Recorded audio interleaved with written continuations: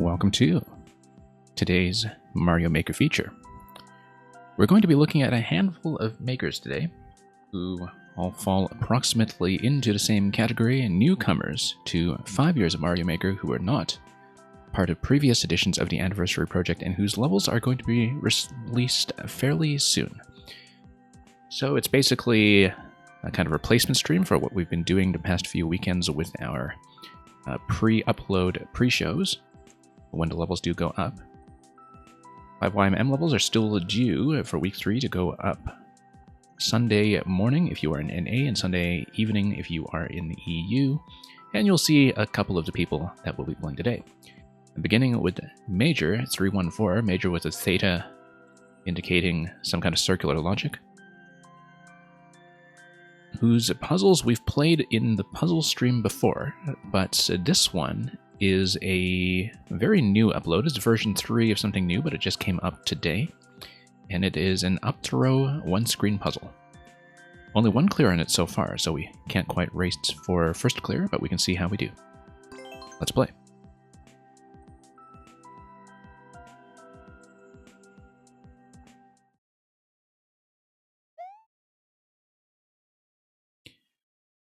Yeah, we're starting with the puzzle today, partly, so we can budget time accordingly for everything else that will come afterwards. Notice that there is a bit of a screen scroll that goes right up at the very front, indicating to me that there is maybe something going on with this cramped real estate up front that we should be paying attention to. But we'll think about that later. Let's take a look at the goal and the door logic right now. The objective here is obviously to go through the key door that is over the stump on the top right side. That looks like it's completely behind ground unless we get rid of the stump in such a way that allows me to go under it. Welcome, Meng. Yeah, because it looks like right now that we have 2 red coins, pink coins rather, for the key door. And then we need to get the stump out of the way, in spite of the fact that we can't actually access anything on top of it. And we would need to get in from underneath.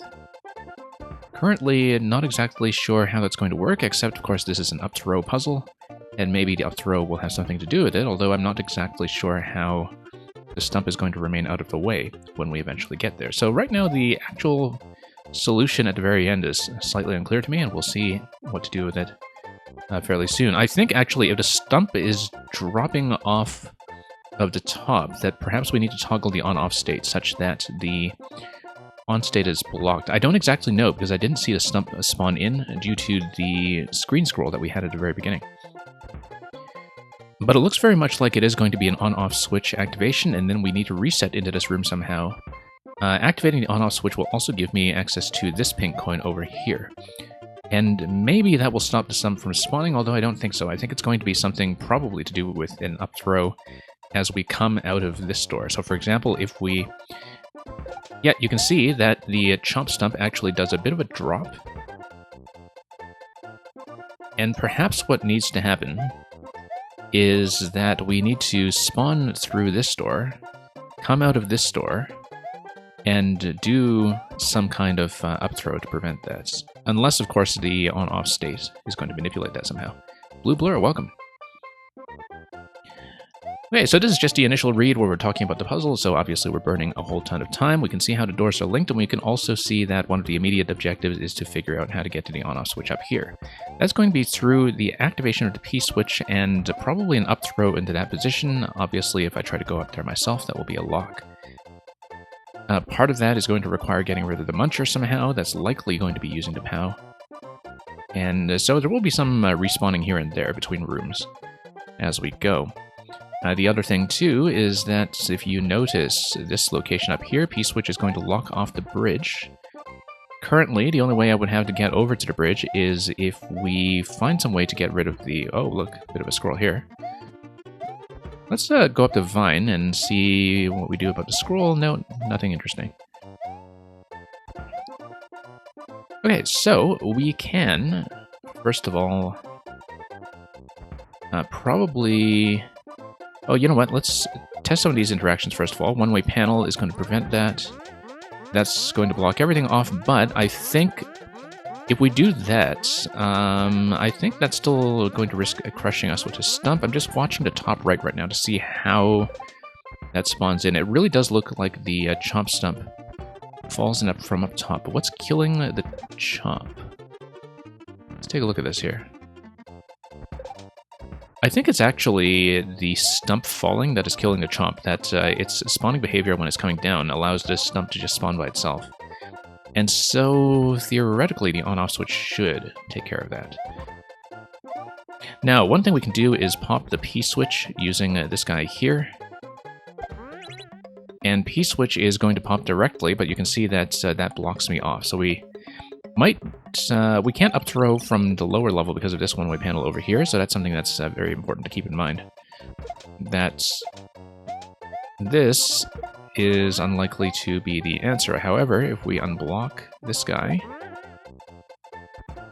If we unblock this guy and then put something underneath while the P-switch is active, then what happens is that the blaster is going to wind up on top of that cloud that is sitting on top of right now. When the P-switch expires, it's going to kill the blaster.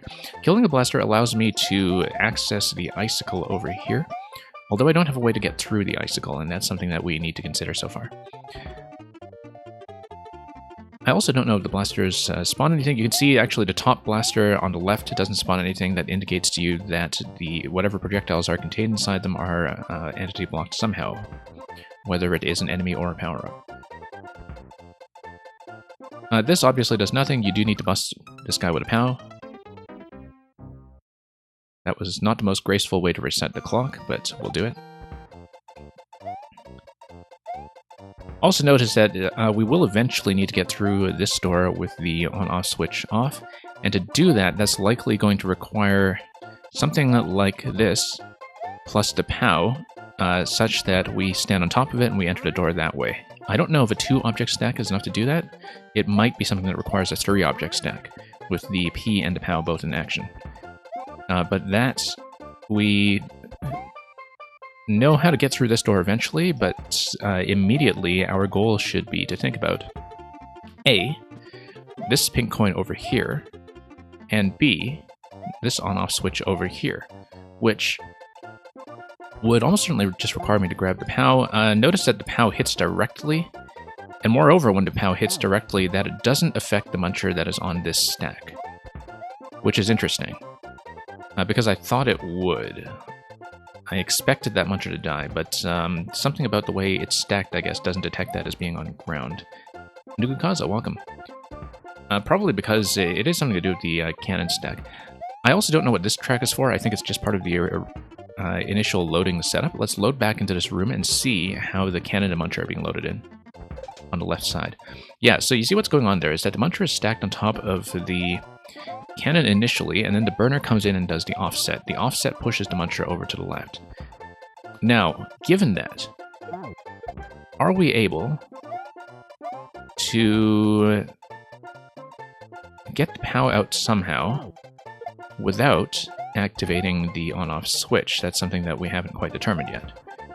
One thing I could do is head bump the P. No, I can't, because I'm not using the appropriate kind of item or theme.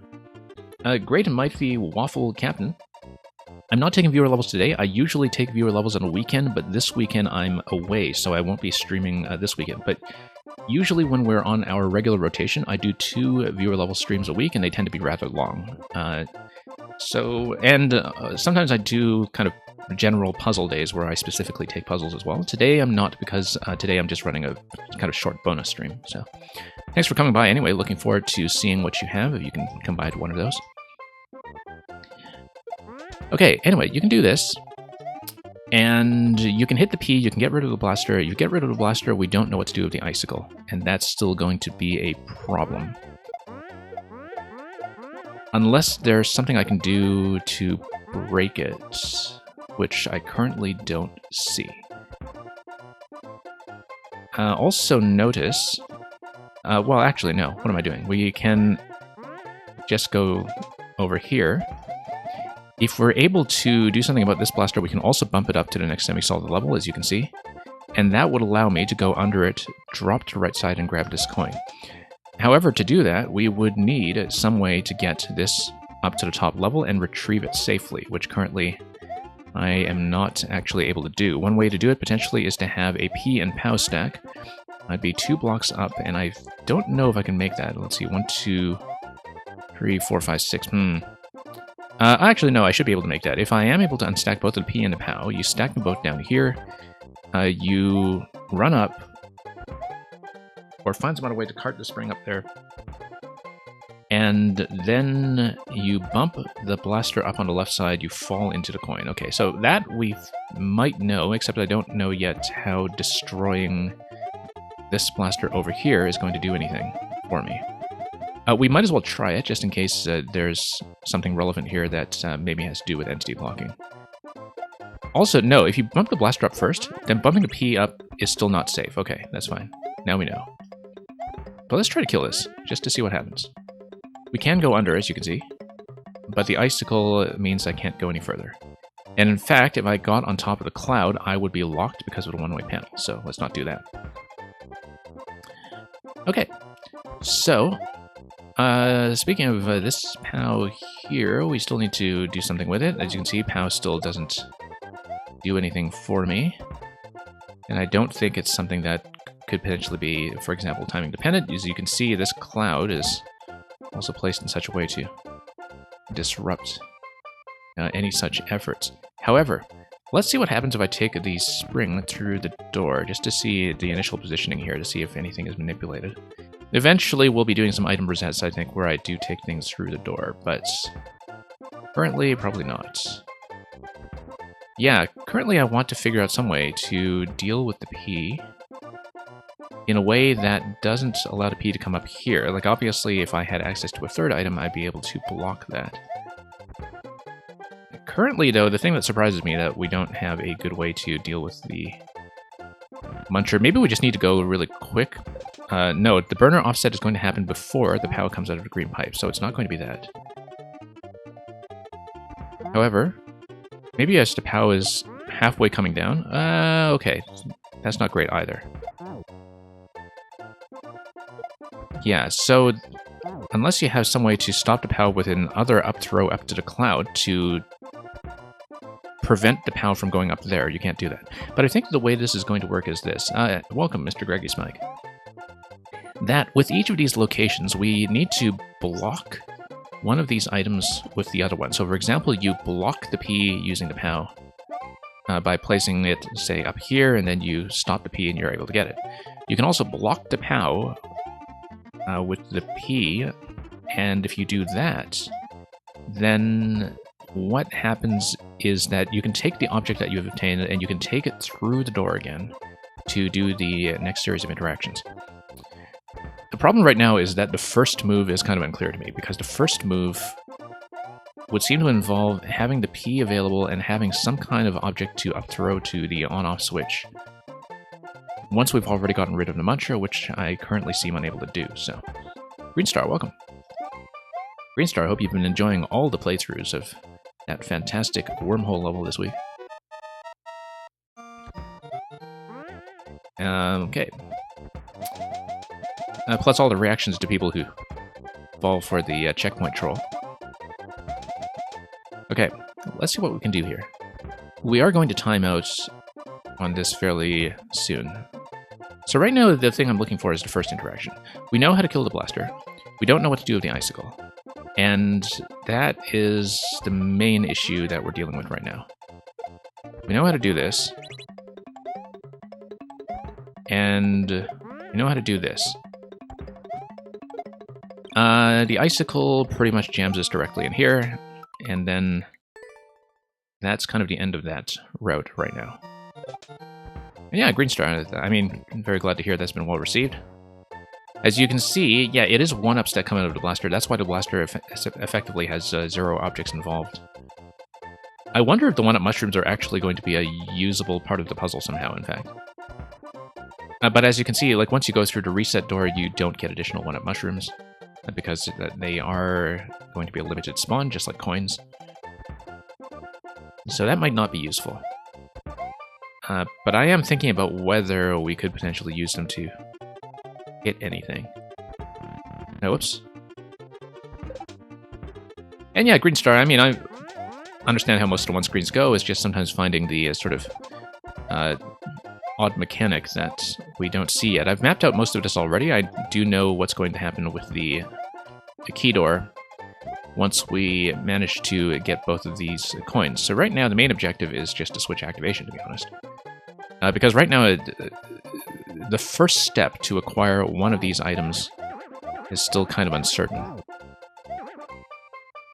And ideally, I would like to be able to bounce something like this up without having it go all the way. But currently, we don't have a good way to do that. At least until I unblock this side. Possibly there's something I don't understand with how we can interact with the Muncher. And Blue Blur, you made a special level for the next viewer level stream. Good to hear it. Like I said, we won't be able to run it this weekend because I'm just off for this week, but we will be back the next week, and hopefully I'll be able to catch up on most of it then. Okay. Let's see what we can do here. I know that if I can come up here with the trampoline, that solves the coin on the top left, but the main thing I don't know what to do with right now is the Muncher. If we can solve the Muncher, and if we can maybe do something about this cannon, then we might be set. But right now, the Muncher offset from the burner doesn't seem like it's something I can do much to interact with. Yeah, as you can see, the burner comes down, it's just going to offset, and that's going to be the end of that. So, Glitch, I'm just doing a small selection of makers today that are going to be some of the future makers and first-time makers coming in 5YMM. I can't run a very long stream today, which is why I'm doing this. I can't do more than a handful. Of course, I always say that, and then I end up spending an hour on a puzzle or something, and it ends up being an incredibly long stream anyway. But yeah, thanks for dropping by, Glitch. Hope you've been doing well. I do wonder about this donut block here, and what we can do with it. Also, whether there is anything else we can do other than the up throw to get the P and the POW out of the way. Because right now, that's still a little uncertain to me. Like, if we can find some way... this kind of overlap is probably not what we want. It does stick me. I think I would have to reset through this. However, if we manage to do the second toss that way without doing the overlap... No, I think the P-switch still hits on the way up, so that's not going to be it either. Like, the P-switch, if you bump it up like that, it's still going to hit. And so that's still within range. If you kill the blaster, well, we don't want to reset, but then we don't have access to the P-switch now either. Blue Blur, you got quarantined and can't go to school. Well, that's very unfortunate. I hope you still manage to get a decent amount of valuable things done in your time in quarantine, mostly involving Mario Maker, I guess, but... Yeah, I guess, I don't know if it's you or a family member or something who has tested positive, perhaps, but whoever it is, certainly hope that gets sorted out quickly. The Muncher would only die to the POW. That's what I'm thinking, Green Star. But the POW, as you can see, isn't hitting the Muncher when the Muncher is sitting on this cannon offset, and that's the main thing that I don't know about right now. Because it seems like I would need to activate the on-off switch first in order to have access to the POW. Unless I find some other way of getting it. Right now, the only way I can think of to get the POW is to do something like this, followed by... Actually, that's not a bad idea. Except, of course, I would be stuck.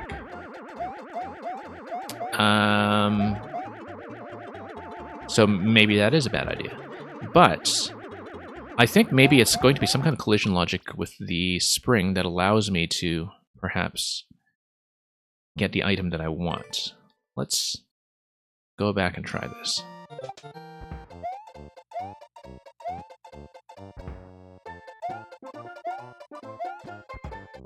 Okay, back here we go. We drop this. Yeah, that I thought would just stick me. Just wanted to check though. Just so we have a very clear idea of what we're dealing with. Oh, this is important. The blaster gives you additional trampolines. This is one detail I didn't notice, which is actually an extremely important detail. Because it means that if we kill or otherwise lose a trampoline, we can always get another one if we need some kind of second interaction with it. If we come through here, however, that is already going to be spawned, and so that's not going to be the case. However, yeah, I feel like this is actually really important. Because it means that if we can do something to use the trampoline once and then use it twice somehow, that might be useful. But that's a very important clue that I haven't really kind of processed yet. And yeah, so far, I don't know that we can deal with the Muncher until we get the POW out of here. But I don't know how to get the POW out of here without having toggled the on-off state first. What happens to the POW when hit from a spring from below? Same thing as when you hit it with your head. You can also launch the POW as it's coming down, but as you can see, it goes all the way up and it gets trapped. So that's not going to be the solution either, unless you throw something like the P-switch up here first in order to block it. So until we get access to some kind of blocking piece, we don't actually have a way to deal with that. So right now I'm thinking about like whether... Oh, you know what? Here's an idea.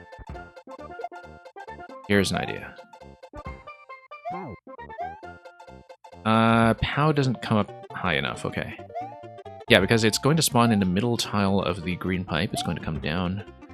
Ideally, I would like the spring to kind of... There we go, there we go. That's what we want. That's what we want.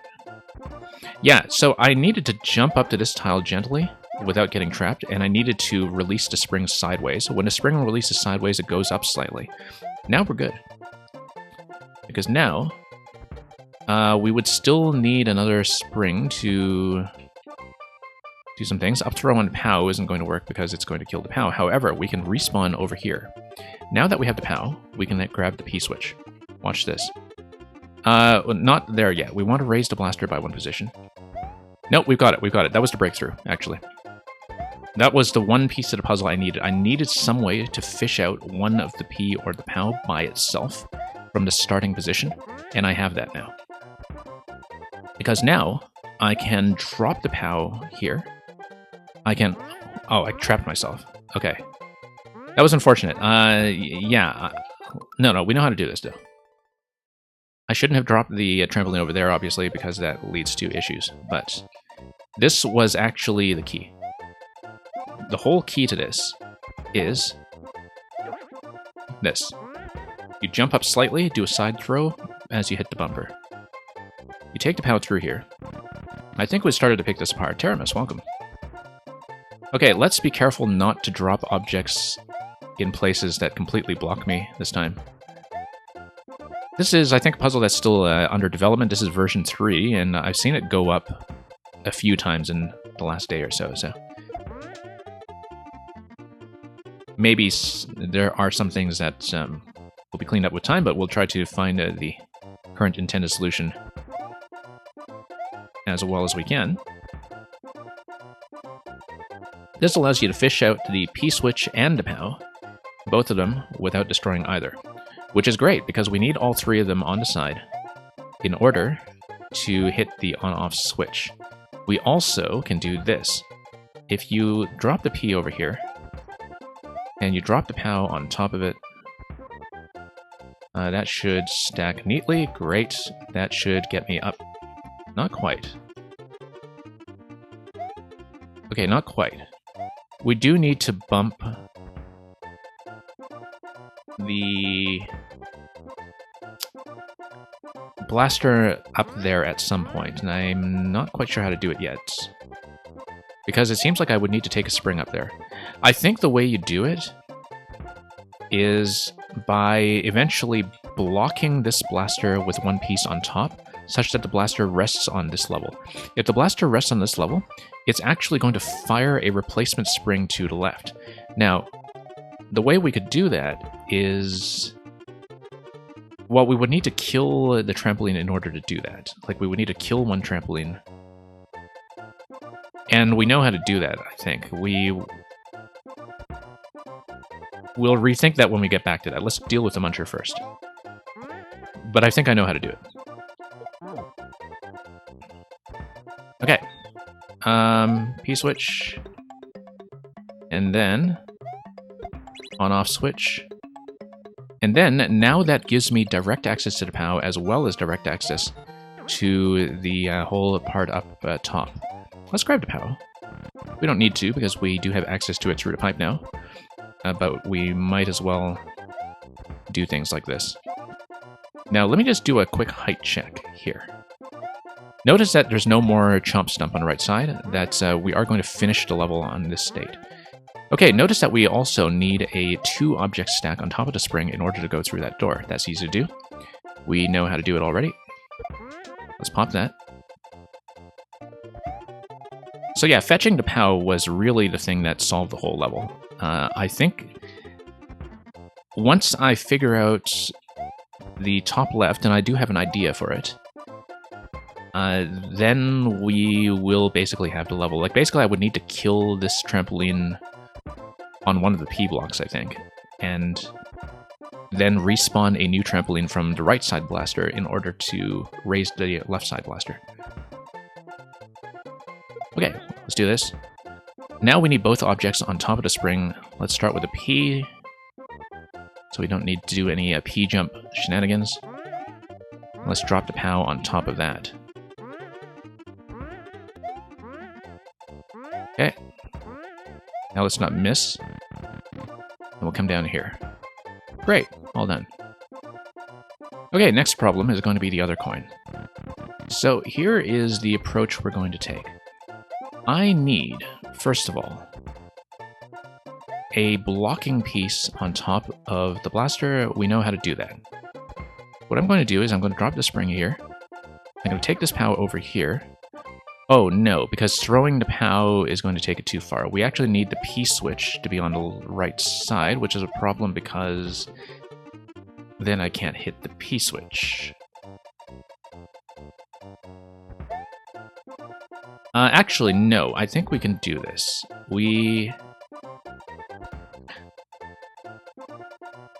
Yeah, we need to bump this by one spot. And to bump it by one spot, I feel like I do need to obstruct it with some object on top. But that it probably can't be the POW, because the POW is just not going to go far enough. Like that, right? Yes, it can, actually, because of the one-way panel. The one-way panel allows the POW to have this half-tile placement here and block the blaster when you raise it up that way. The problem is I forgot to get the P, but let's just check the interaction. So you see, blaster's going to go up. What's going to happen is we're going to go probably not quite like that. If we do kind of a half-tile placement, I should be able to come up here. And I think the blaster... I think if we take the P-switch up here and then I hit the P-switch, I believe this half-tile placement should kill the spring. We can test it. We can test it very quickly, and I'll just reset through this room, and I'll show you how to get the coin. Trampoline dies to the... actually, we can't test it because the P is out of the way right now, but let's go back, and we'll test it. You're saying Green Star Trampoline dies to the bottom right P block of the starting area. Oh, yeah, you mean here? Yep, that's exactly what I was talking about, yep. I was either looking at that or doing some kind of weird donut drop thing, but I think it has to be here. I just want to check the half-tile placement here once we've obtained the P. So, in order to obtain the P, though, we would need to take it back through this door. Because, as you can see here, to get the P in the first place, we do need to bump the blaster and use the POW ahead of time, so we can't stop the blaster on this attempt. What we can do is do this. Grab the P, reset through the door. Once we reset through the door, we're going to come around here with the P. We have access to all 3 items now. We're going to come around here with a trampoline. And again, with that half-tile placement on the POW. Same as before. Now that we've done that, we're going to take this. We're going to bump this blaster up 1 spot. And then we're going to get the P on top and myself on top. Because we need to be over the P blocks over there. And we're going to kill the spring down low. That's going to give me a new spring. We bump this, we grab this, we go down, we win.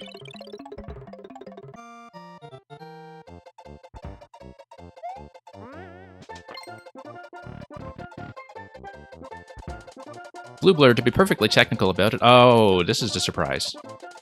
This is the surprise. Okay, okay. We have one complication. Blue Blur, to be perfectly technical about it. The human population isn't large enough to create enough of a standard deviation to have an IQ of 500. There actually is a theoretical cap on IQ that is imposed by the total number of humans on Earth. Okay. But I appreciate the sentiment. Alright, so we need to hit the on-off switch once it has already been unblocked.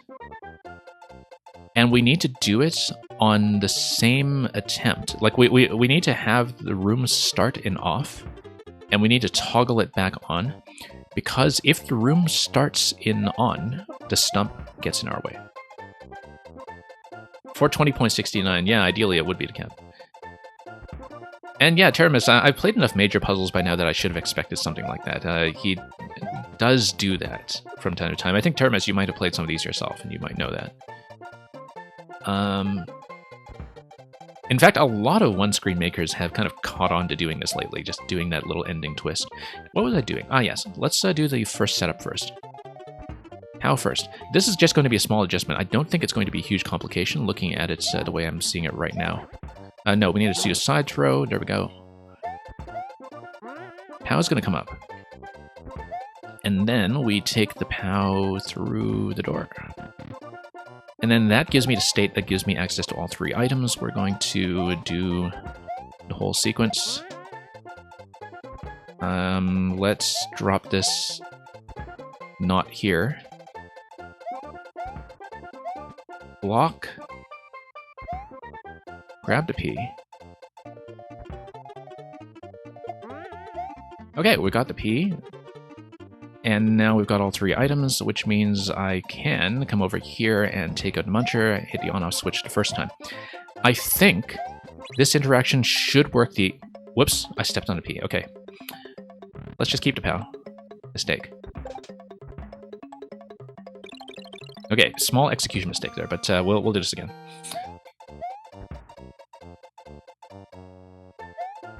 Yeah, Teramis, I feel like, you know, if there is something like an ending twist, that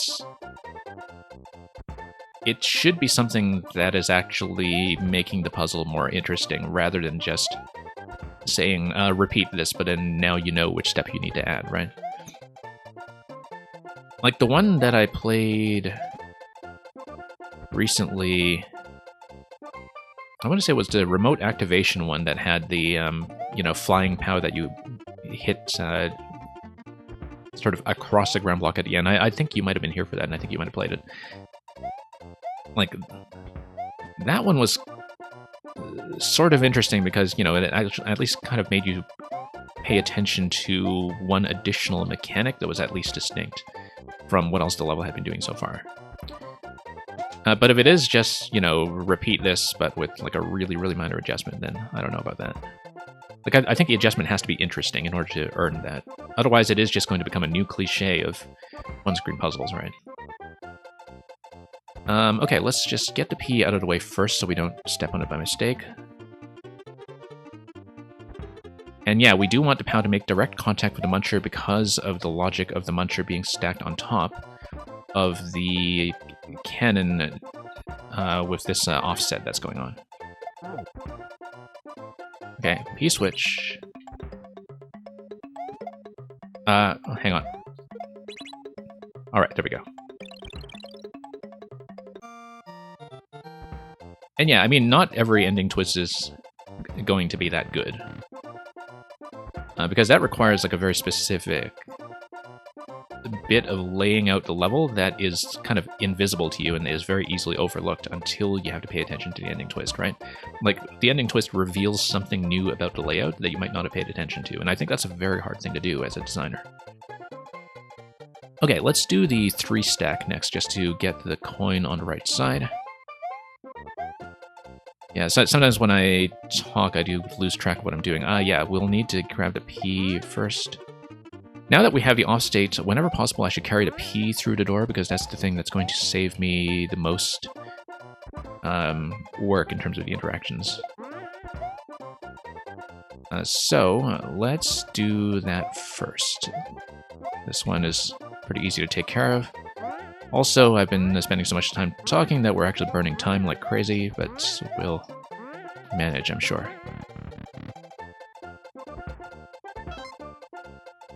Now, the funny thing is, I think Major isn't actually making a puzzle level for 5YMM, but pretty much everything I've been playing by Major has been a one-screen puzzle. I know he also does trolls and some other things, but this was, of course, what drew my attention. All right, let's do the same thing again in order to get access to the P-switch, such that we can do the next round of interactions cleanly. So let's dump POW up here. Whoops, one-way panel. Yeah, one-way panel, of course, is to prevent you from doing some kind of spring business here to rescue the P in a bit of a cheesier manner. I could see precisely what this is here to prevent, in fact. Okay, we take the P through the reset door. I was actually kind of surprised that there's nothing involving resetting through this door and coming into this position immediately. I don't think so, anyway. Sorry, bots are getting smarter. I need to do some blocking. Just give me a moment. And we'll be right back with you. I don't know why my filters have started to fail on this recently. They should still be working pretty much the same way. Okay. Now let's get back into business. We have 130 seconds or so remaining. What was I even doing? Lost my train of thought. Yes, so we need to do the... We have the 3 items for the interaction on the right side. What we need to do is stack the POW on the blaster first. And that's easy to do. Okay, let's go back down.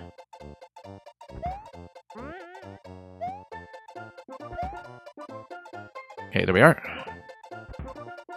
That should be fine. Come back here.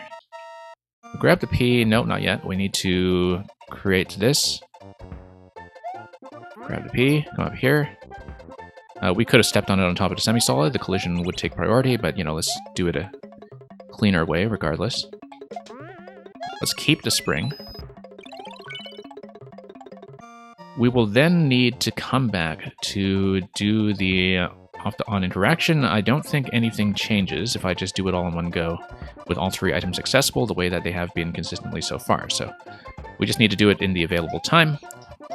Easier said than done. Yeah, hang on. Time pressure does sometime lead to pretty decent Twitch clips, if nothing else. Here's the problem. Here's the problem. If we hit the on-off switch with a spring, we cannot get up here unless we have items to stand on. In order to do this, I think... Well, we can't have the P-switch active going into this room, because if we have the P-switch active going into this room, this is the twist. This is the twist. That you need to hit the on-off switch, but you still need to get up here. And I think I know how to do it.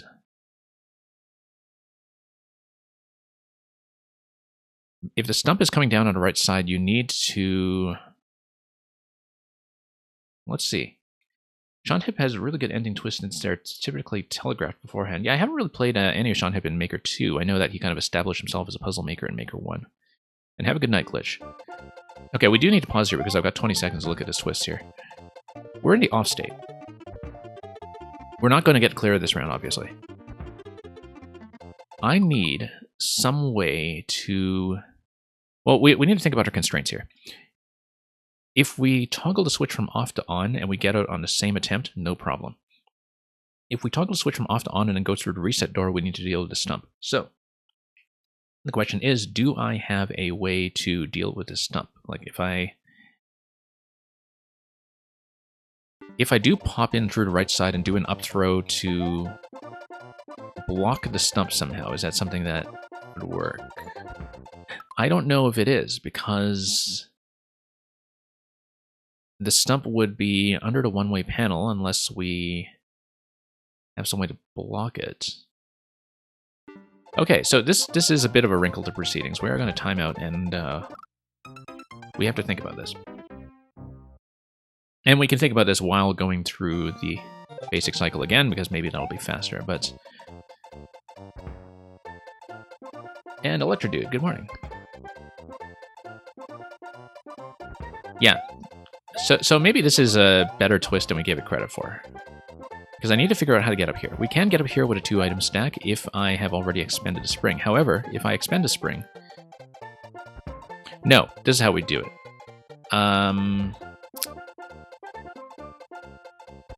Can I set this up in such a way that allows me to use this blaster to get a second spring? Like, can I hit the on-off switch, but do it in such a way that...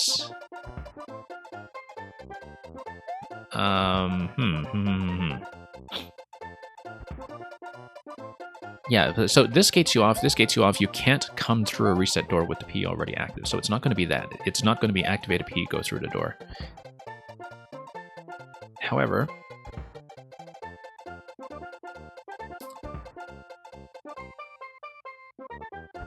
maybe it is going to be something involving getting through this door, resetting out of this one, and immediately going. But the stump comes down so quickly, I doubt that's going to be the case. Whoops. No, let's not do that. Let's think about this, because if we do this, am I able to actually get up there without getting crushed? Or does the stump definitely kill me? I feel like the stump would kill me. Like if I stood on top of two objects and jumped up there. We can test it. We can always test this just so we know what we're dealing with. Yeah, because I need to know whether I am allowed to use a reset door before I go through the key door. And the only way we can establish that for sure is by giving the mechanic a bit of a try. So let's grab this, come through here. And we'll need to think about the fact that the on state, once we toggle it back on, is going to make it difficult to get to the POW directly in one go as well. Let's do the P interaction just to make sure we have all three items available once again.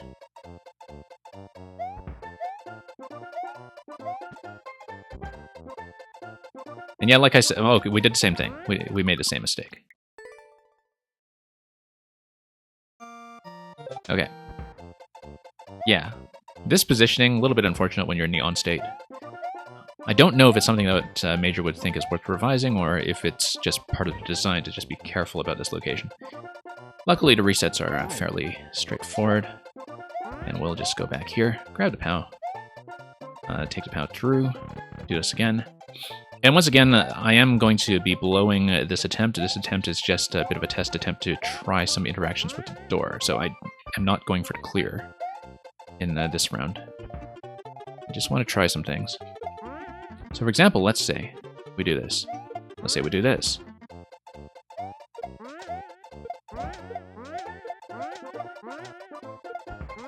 Okay, when you toss from the ground, it does that. Okay. That's actually important to know, that there's a bit of a subtle difference in terms of how the spring makes contact. Now, do I have a crush depth here? And is it instant, or do I actually have a moment when I can go through the door? We're about to find out.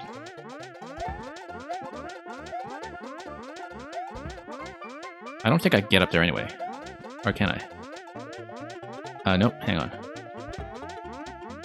Maybe I can with a P-jump, actually, but I somehow doubt it. I think we need to rethink this.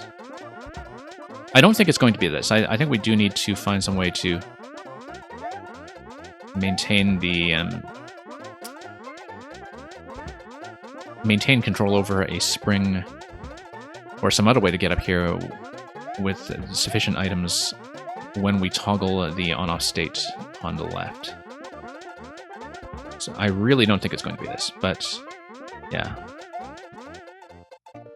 Oh, interesting that you can retrieve it again. Retrieving it again doesn't do anything useful for me, though. Nor does any of this. Yeah, I think the stump does block everything. It does activate the P-switch. That's not going to be useful, I don't think. If you come in with the P-switch, though, that's probably not going to be useful either. We have to think about this, because the only way I know to activate the on-off switch so far leaves me with no items available. If it leaves me with no items available, one thing that I can't really do is... Well, I mean, if we're able to destroy the spring somehow, then we can get a second one. I don't see how we can destroy it because of the one-way panel up there. But if we find some way to destroy it using a P-switch and up-throw a different object up there, maybe we'd be onto something. But in the end, I still need to get up to this door here. And I'm not exactly sure how that's going to go. Let's take a look at the timing of the drop on the right side. I'm going to try a few other things then. Let's just bump this first. Hang on, bump this. Okay, then what we're going to do is we're going to come through here. Drop this POW. We're going to go through a door and instantly do an up throw. Not like that, obviously. That missed.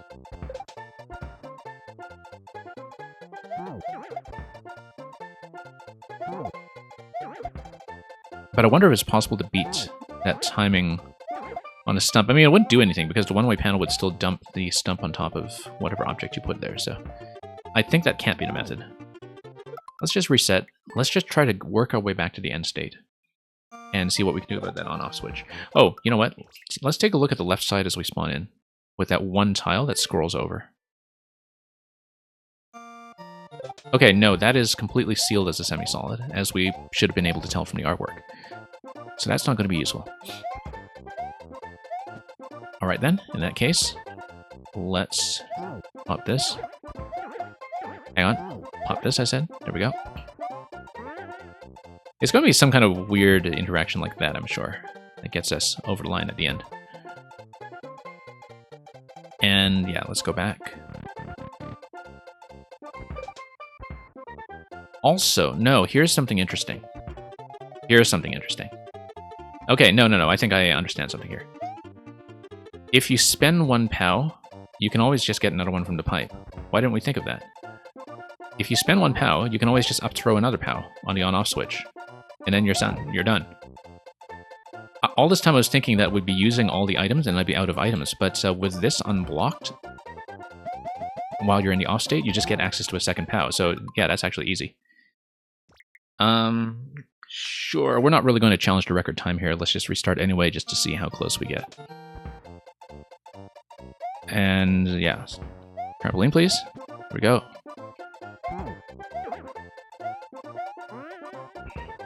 Okay. Okay, no, we solved it. It's actually not as interesting. as I thought, now that I look at it. I thought it would be something that would really kind of change my thinking about the door, and then I realized, no, as you just grab a second POW and you're done. That's okay. Led me down a bit of a blind alley for a little bit, and so we have to give the maker full credit for that. Okay. P, yeah, we'll do POW first, actually. Let's get the P into a position where I'm less likely to just jump on it accidentally. Less likely to jump on it accidentally. There we go. Okay, POW. Step on a P, throw this. Wait for the P switch to expire, and then we will do the coins.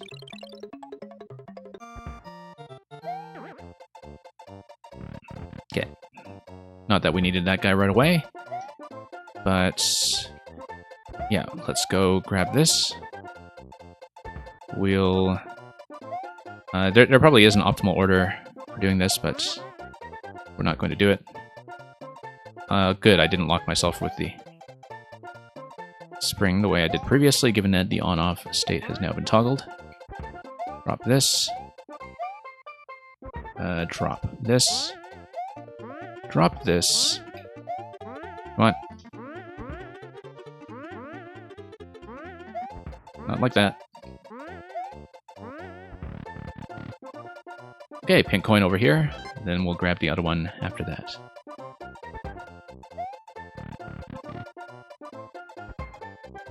Okay. Same idea. Now that we have everything here, we're just going to go for the P-switch first, because we'll need a P-switch for the next rotation, so let's grab this. Like I said, not going to get close to record time, I don't think. But we'll at least try to do this cleanly and give ourselves enough time to spare for the ending. Grab the P, back through here. Okay. Everything here is fine. We take the trampoline over to the left. We dump the POW in the blocking location.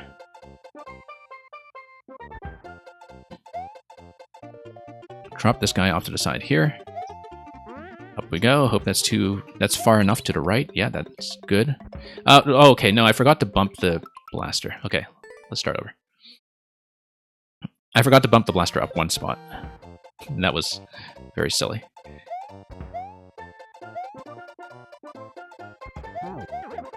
This is why I'm not a speedrunner in any capacity whatsoever. Especially with a more complicated move order. Okay, trampoline's gonna come out. That's fine. We do this. We do this. Let's drop this safely. How? We don't need to put it on the top stack. We just need to put it in a location that allows me to block the P. Doesn't need to be on top necessarily. Okay.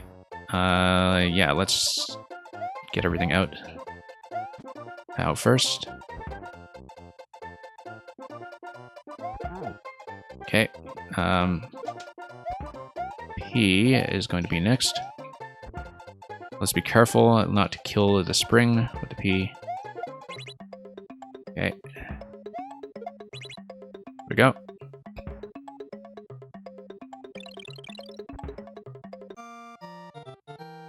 Okay, next we're going to once again bump this up.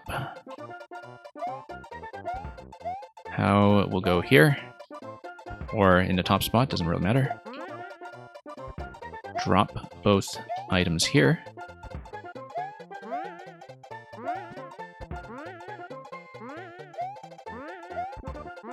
And through we go.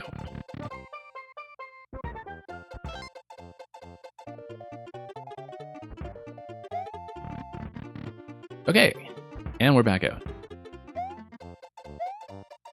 Same idea, we need the P now. So let's do this again.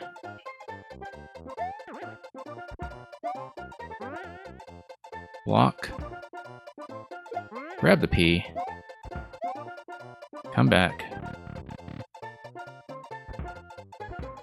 Okay. Now we block the top spot with the POW, and we will not forget to actually bump the blaster up this time. I hope. I certainly hope we don't bungle it here. Okay, down we go. I could have just thrown it from the bottom, but that's okay. Half-top placement, a little bit further left so I can actually step on it. A bit further right so we can actually kill it. There we are. Okay, spring please.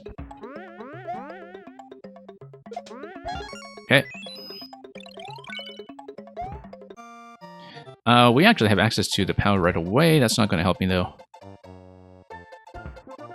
What we do want to do is have access to the P once again. So let's do the same 3-item setup as before.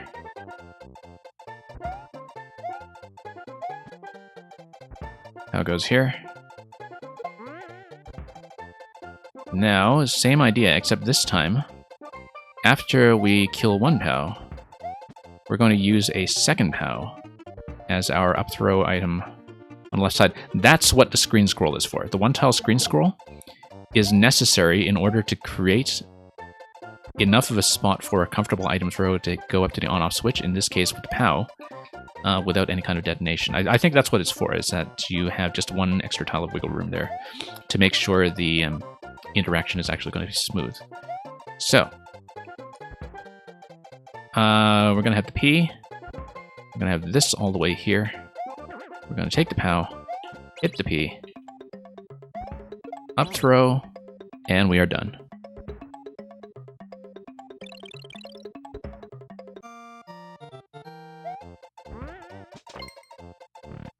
Okay, there we are. No, you gotta be kidding. Yeah, no, we have to fire the POW. And then we need to take a third POW to get through the Muncher. I didn't even look at the Muncher.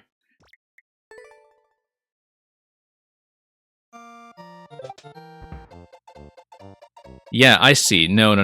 That was actually something I don't think I could have noticed the last time, because the Muncher, I think, was buried or spawn blocked in such a way that was not visible.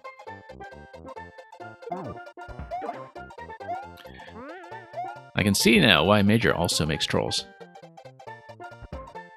So those of you playing, I think it's a platforming level that he's doing for 4YM, but to those of you playing it, be warned, he pulls stuff like this. So who knows what kind of trickery lies in store.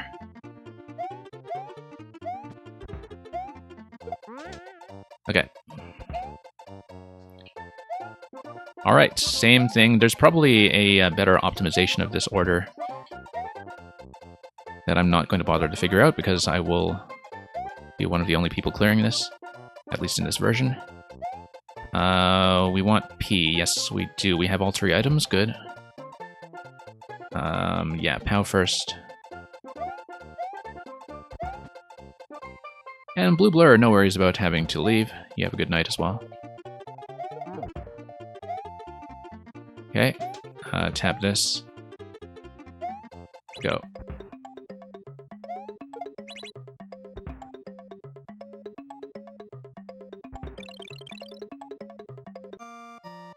Okay. Grab this. Same idea.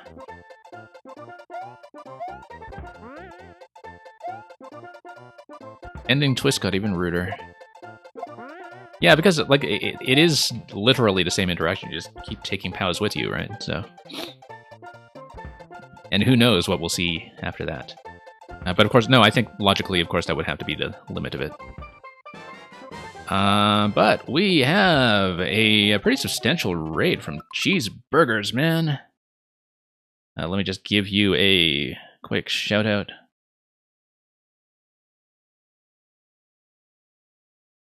Cheeseburgers, man, coming in with a party of 116. And hope the Mario Maker was fun on your end as well, everybody visiting. Okay.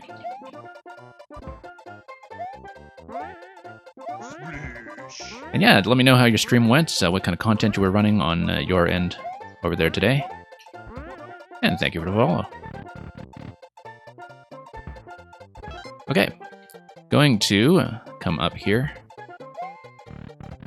And then we drop. And then we're going to go for the other coin by prioritizing. Once again, taking the P around so we have the 3-item opening that we've seen a couple of times before. Playing 5YMM, excellent, good to hear it. I don't know if any of the 5YMM makers managed to drop by. A lot of them have been pretty attentive to the streams that do come up featuring their content. Okay, we take the P through. But regardless, hope you enjoyed the levels. So yeah, currently I'm doing a bit of a preview stream of some of the makers that are going to be coming soon to 5YMM. So this one is Major, and we'll be running a couple of the other makers that you can expect to see fairly soon. The order isn't exactly fully announced yet, but I do have some privileged information, so to speak, about, well, and a lot of them are in the trailer, so it's not really a big spoiler, but we're just kind of exploring some of the makers who are going to be coming up in future weeks. Yeah, I'll be sure to let some of the 5YMM people know that you were playing, and they can check your VOD afterwards, actually. Because a lot of them are trying to pay a lot of attention to who is actually streaming their content. So, okay, let's do this interaction here before we're too sidetracked. But anyway, thank you once again for the raid. And we have a couple of the 5YMM makers here right now, actually. I know Green Star is here, and Mang from Week 1 is here. We have a couple of people hanging out with us here in the stream right now if you want to let them know anything about your levels.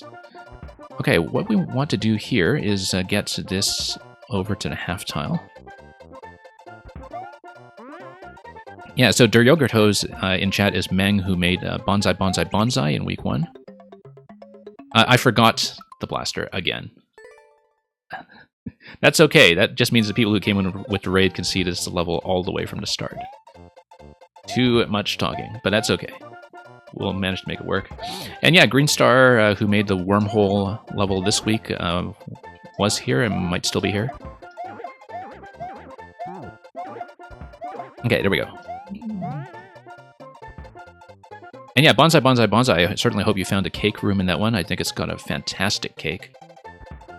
And Spirit Wolf, welcome. Take the power through. Spawn the next trampoline. Okay, let me just try to keep the item order in my head properly this time. We've solved this puzzle already. We've solved it multiple times, in fact. But due to a bit of an ending adjustment that we need to make, I do need to do it over again. Okay, we have access to 3 items. That's great. Let's go... let's not place that there. That leads to some complications. Let's go... Come on. How first? Without stepping on a P, hopefully. Yeah, there we go. Muncher. And P is going to be next. And it's got 10 cakes, yeah. It's got a whole cake festival.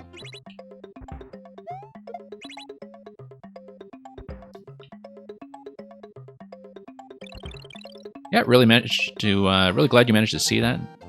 I don't know how thorough you've been with the secret hunting otherwise, but in any case, let's reset through here now that we've got the off switch, and then now we go for both of the coins. Okay, we have access to the POW. We do the same kind of blocking maneuver that we did in order to have access to the P. So, block the P, take this down, take the P down, and stack everything now. And you always look for the cake? Yeah. Glad you're enjoying the optional content. Okay, here we go.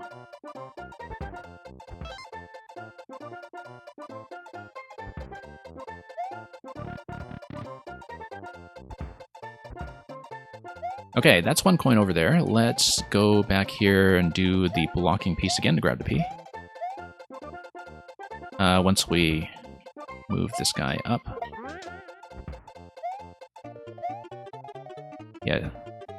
The puzzle itself wasn't too hard once I figured out 2 key elements to it, like how to get the POW onto first interaction. And then, yeah, I do want the P. And then how to spawn the second spring, which was actually fairly easy to figure out. So, all right, we have access to all 3 now. Let's do everything as before, and let's remember to bump the blaster up this time.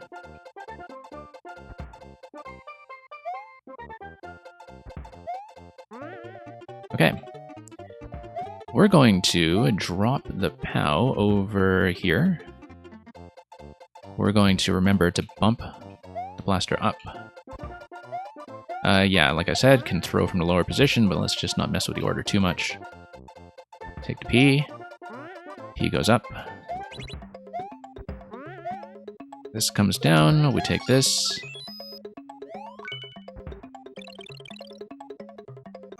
Okay, reset through everything in order to get the P 1 more time to do the 3-item interaction in the back here, so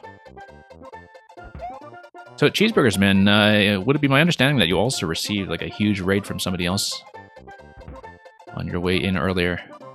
Or did you just have a particularly lively day of Mario Maker? Either way, glad you got some eyes on your channel from Panga, yeah.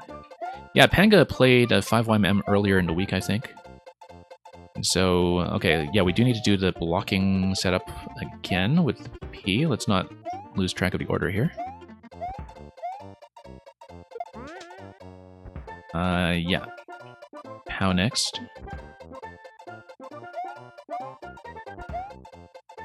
Yeah, Panga plays them, I think, Monday or Tuesday, I think. Don't quite recall, but he definitely did run them. Let's see. We have a POW, and then... Yeah, so this is the part where we use multiple POWs. First of all, we're going to get rid of the Muncher. Secondly, we'll get this out of the way. We don't need it. Thirdly, we get both items to the left, so we have access to the P while we're on the left of that central gate. Do this. Spend the POW. We grab another POW using... No, I have to grab... Okay, complication.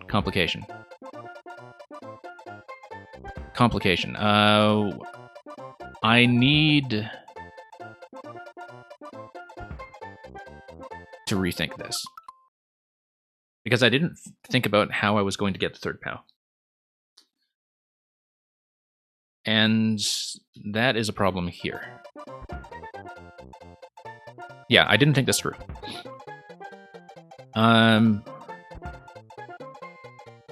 We do need multiple POWs.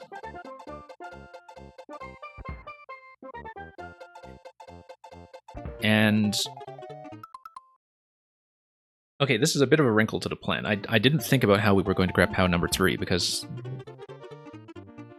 I didn't think about needing it in the first place, and unless... we can't reset now, because the stump becomes a problem, and we can't do that. We can... think about how... if you expend one POW here to hit the on-off switch, then the third POW spawns after this blocking setup is already here. The way you deal with that is by placing a spring... what if we placed a spring in advance? What does that do? I don't think that does anything, because we are unable to get back up with it. Okay, maybe this is an interesting twist. We didn't expect that. Because this looked really straightforwardly like a third POW, and then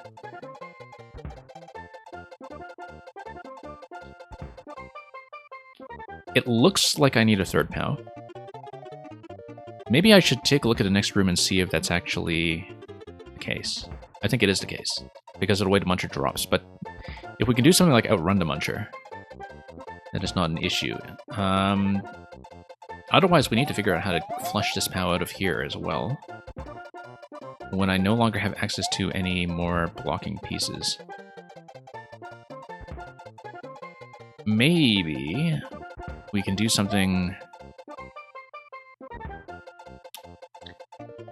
to, well, I mean, you spent the P at that point.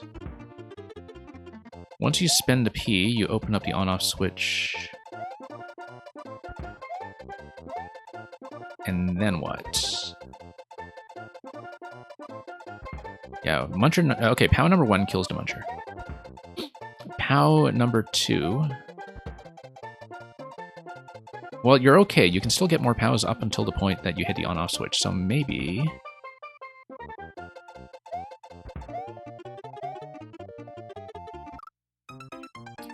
I have to think about this. I should have actually just checked the Muncher ending just to see if I can outrun or something.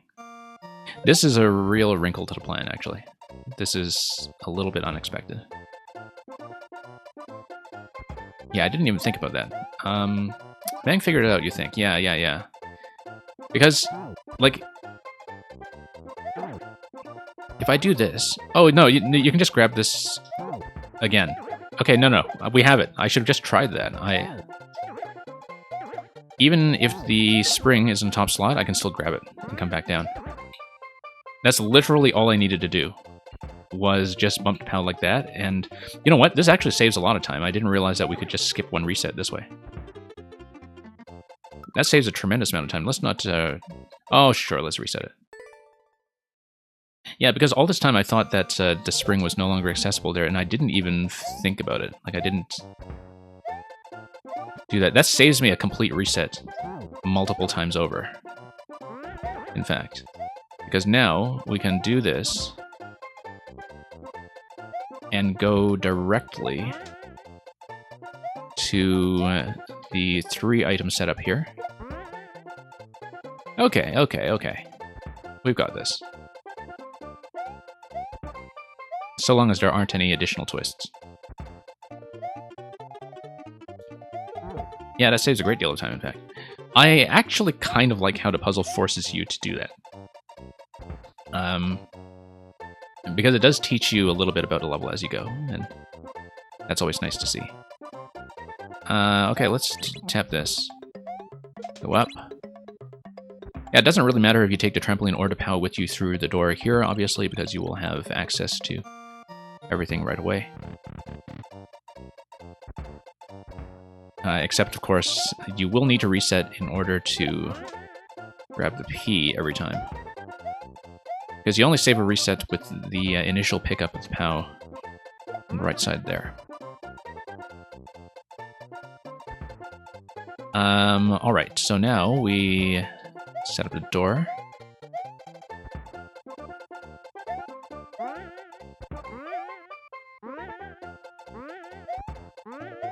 And up here. Oh, whoop. No. I flubbed that. Alright, let's just do it. I don't really care about the clear time, so let's not mess this up too much.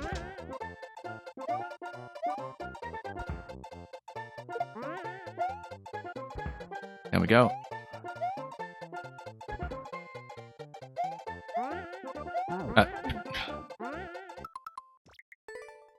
Yeah, I know, we can just grab the POW from the right side or something, but at this point, it's like, I tend to be tight enough for a time at the end that I feel like I should reset rather than taking my chances. Okay.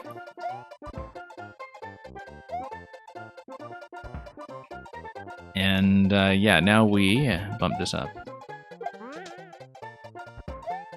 Yeah, this is the part where we figure out the puzzle and then die to execution mistakes for half an hour. Very, very common experience here on this stream. Okay. Kill the Muncher. Yeah, we'll be doing mostly platforming levels after this one. There was another recent major one-screen puzzle that I haven't done from a week or two ago, I think, but we'll save that for a puzzle day, because whether or not I was doing that one depended on how long everything else would take, so... Anyway. Yeah, let's do this. Grab the P-switch. Do everything on the right side.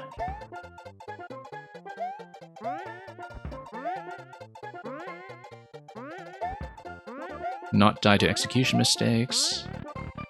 Drop down a donut block. And up we go. Okay, left side now. Okay. Now the thing that I did previously is forget about doing the one tile bump on the blaster, so let's not forget that this time. Reset through here.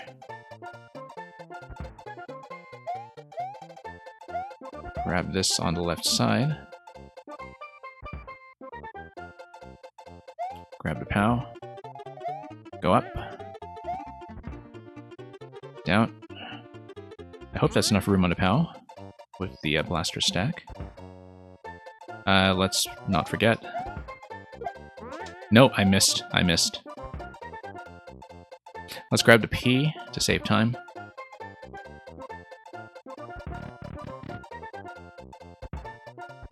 Okay. Yeah, it was just a little too far to the left. That's okay. That's a quick fix. Nothing really serious.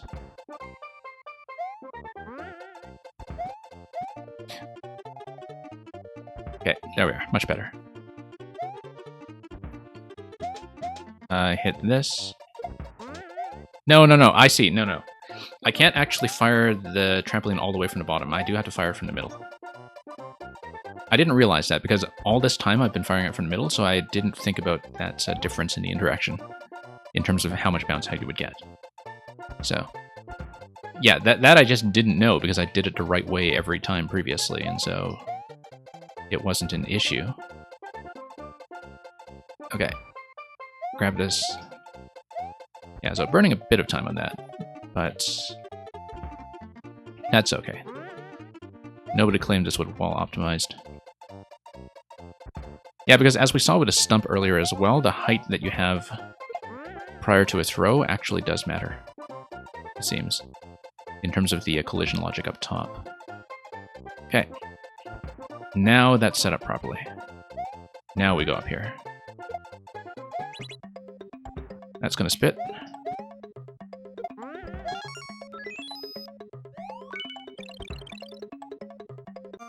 Alright. Now let's close this out. First of all, we do need to pee again.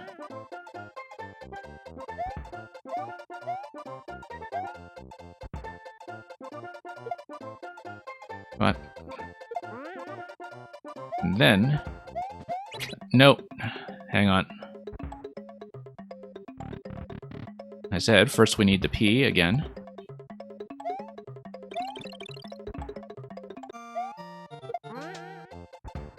This has been happening often.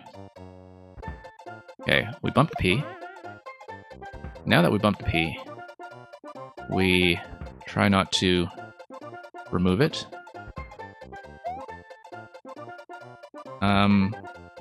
Yeah, and then now we grab the POW. Kill the Muncher.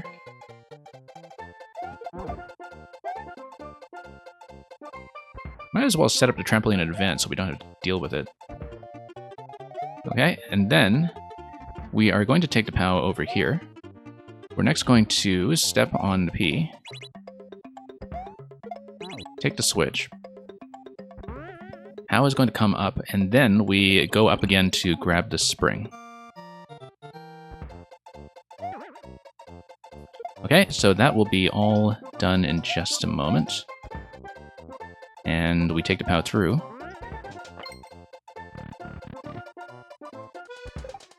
And And then, yeah, mantra drops fairly quickly. We'll go up here, grab this, and we are done.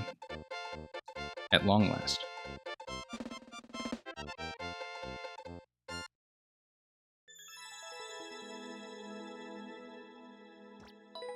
Okay, as you can see, way off the record time. Just give me one moment. I'll be right back. Just need to attend to one thing very quickly. But in the meantime, I'll just put up the level code for you so you can see it. Just give me one moment, and we'll continue.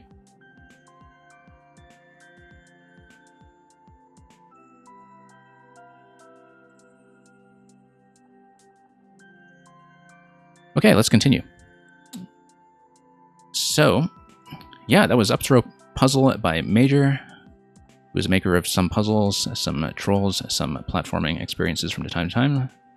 Thank you for all the GGs once again, and we'll look at a different maker now. So just give me one moment, we'll spin up a code.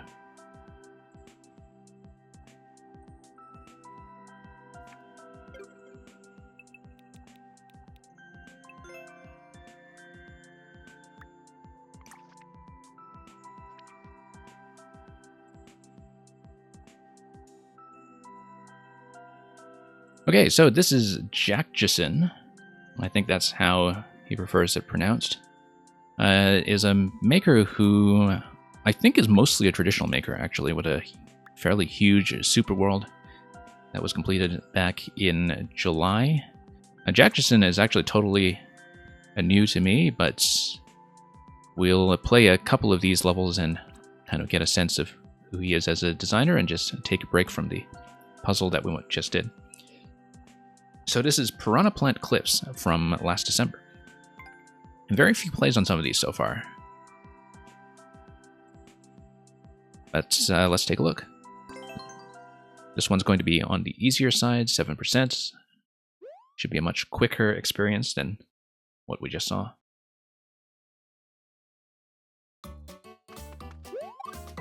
Okay, nothing there. Fireflower there. Looks like we'll just take this out. I haven't done any NSMBU in such a long time, seemingly. Okay, yeah, let's maybe be a bit more accurate about that.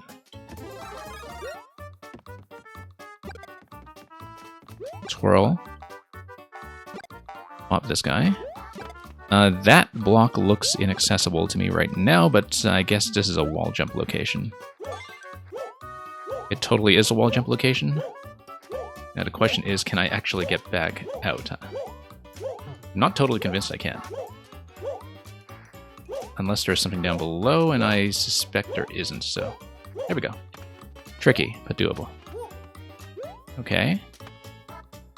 We can try to bop some of this stuff. Just in case there's anything. Some of these question blocks seem like they're definitely just kind of decorative, though. Whoops.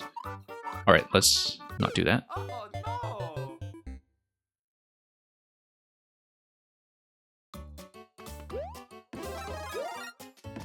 Okay. Down we go.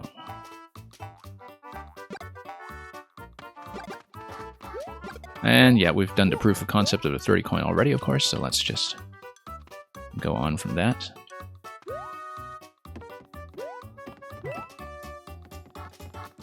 And we'll see what any of these trampolines are actually going to do for me. I mean, this one's going to get me up to whatever's next, but I think the placement here is going to take a little bit of preparation. Whoops. I feel like being tall might be a slight liability here, in fact. Okay. That's fine, that's fine. We'll just make it through. We can also just wall jump up. Not while we're holding an item, of course. Let's just get rid of that and plan for a wall jump. Up the next location. Okay, no, I could just make that. Never mind. Never mind. Drop. Probably just wall jumps up here. Don't tell me that's a soft lock. What is this? What is this? Soft lock. Certainly hope some of that gets tested out of the way. It's like... the most conventional, traditional soft lock there is, dating back to Maker 1. And just a semi-solid ceiling check. Hang on.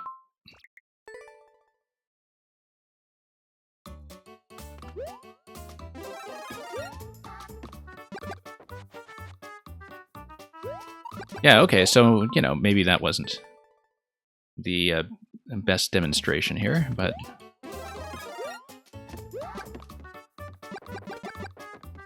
we'll go back and try not to embarrass the level too much.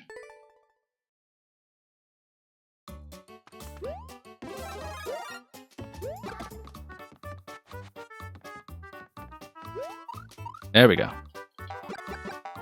Yeah, some of the height here is a little bit weird, I think.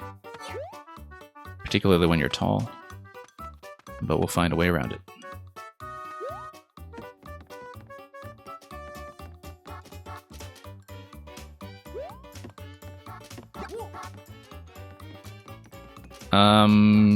Yeah, wall jump is actually not going to make it, but trampoline might get me over nice and high. And yeah, that was a total miss. Let's not go up then. Let's take this anyway, just in case.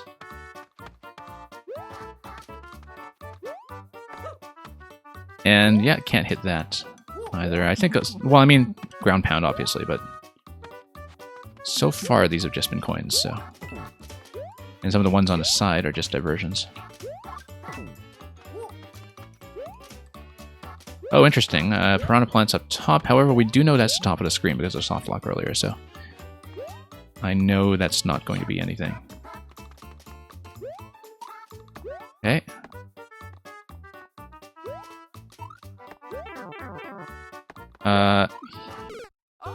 Yeah, that's going to be tricky. This timing here with the piranhas just crossing each other. If we had fire, that would be fairly easy to deal with. We don't, however, have fire. And in fact, there is a location that's a little bit difficult to traverse with the fire flower, as we saw earlier.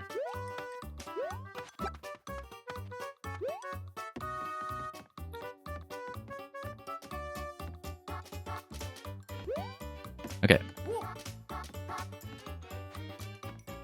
And we'll just wait for this to head over to the right side. There we go. Oh, close one. I do wonder how traversable that is without the fire flower, though. I feel like that's a bit of a concern. Maybe it is just a timing check. Maybe even a damage boost check, but we don't really have enough information to say. Let's...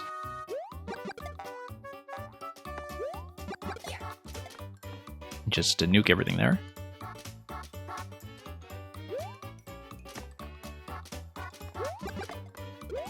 Yeah, a little bit of differential timing from scrolling in, but... oh, no, that's okay. I just shot everything on the way through.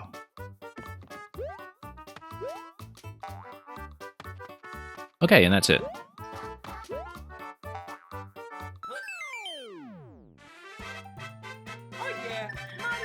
Yeah, it seemed like this one might have just been kind of put together a bit more casually. But we'll take a look at one more. Thank you for the GG. Let's take a look at something that's more in the 1% zone. This is Monty Mines.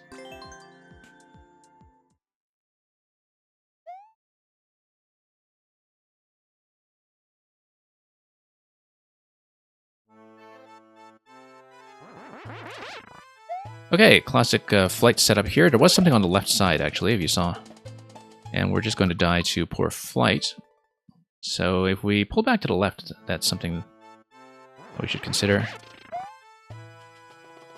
Okay, bonuses over here. Put this thing. We should probably reset flight down here, just to be safe. Yeah, it looks like this is kind of a pure flight challenge. Oh. Oh, okay, I didn't see the door over there. Okay, that's easy to get to then. We just continue that slide and then wind up under the door, and that's fine. Yeah, actually fairly readable as a flight challenge. And even if you take the hit there, that's a nice and gentle descent, so... okay, one way panel prevents you from going in that door to the left. It is just another reset. And then that is also another reset.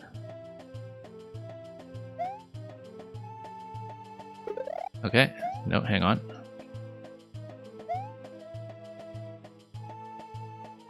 Yeah, the off-screen bit here is going to cause a bit of an accuracy issue. I wonder if this is a depth. It might be.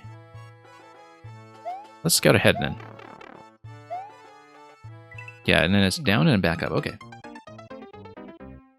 Yeah, a bit of a weird spot there with the SD lock, of course. Would have been nice to just reset through that part with the Cape Feather. No. Let's not do that. However, we can just cheese it.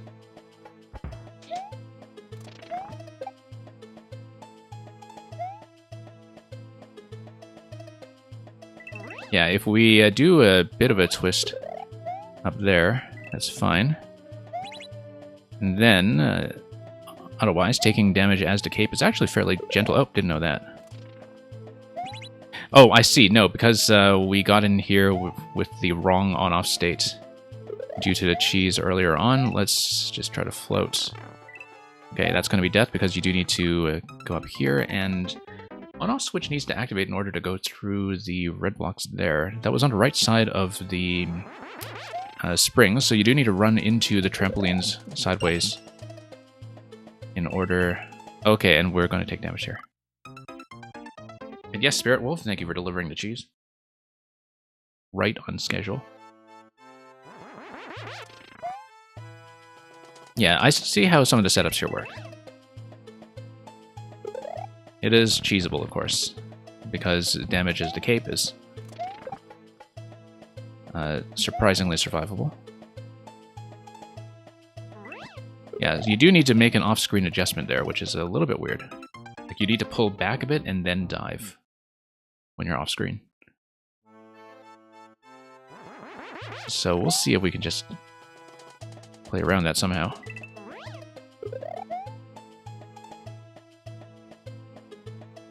No, obviously, by that point, we can no longer cheese it and keep the Cape.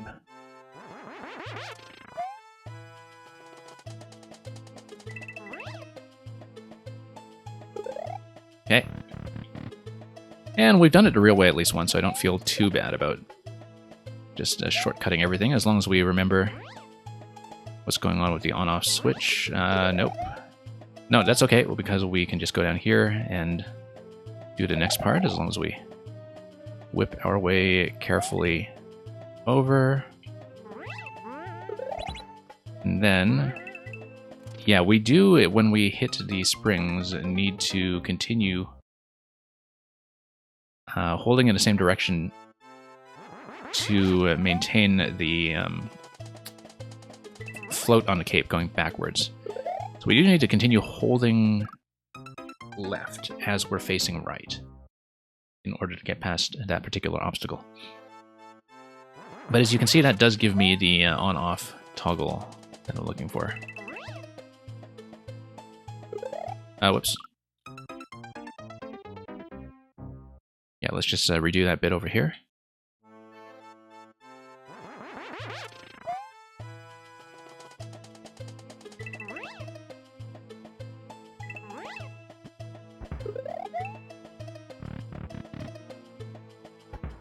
Alright. And of course this level was from last December, so... Or maybe even before that. I think the previous one we played was from last December. Yeah, taking a bit of damage there is okay, surprisingly.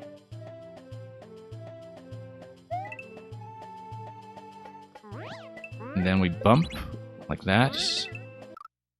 And then I felt like I needed to pull up at that point after a dive, but I guess that's the wrong location to be doing it. Maybe I should just continue the standard float and just float all the way over.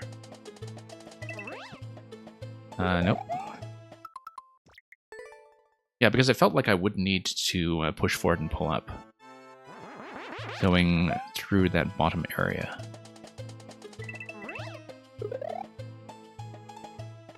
Nope, took damage.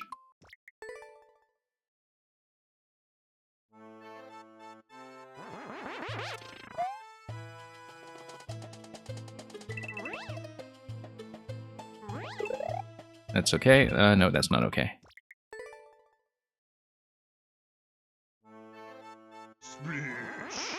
And thank you for the follow.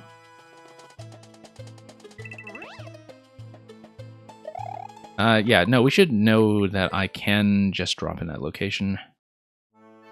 I should just do a slam in that location, actually. If I do want to.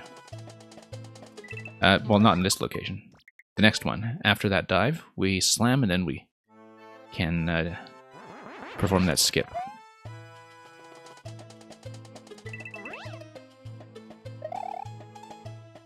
No, that's going to take damage. We can't do it that way. We do need to take damage while we're in flight. Or I could do this the proper way. But we've shown that off already, so I don't feel a particular sense of obligation there. Yeah, we can just descend like that. And land perfectly here, because apparently that's the only time that precision works. Well, I mean, when you align yourself by bumping against a wall, of course.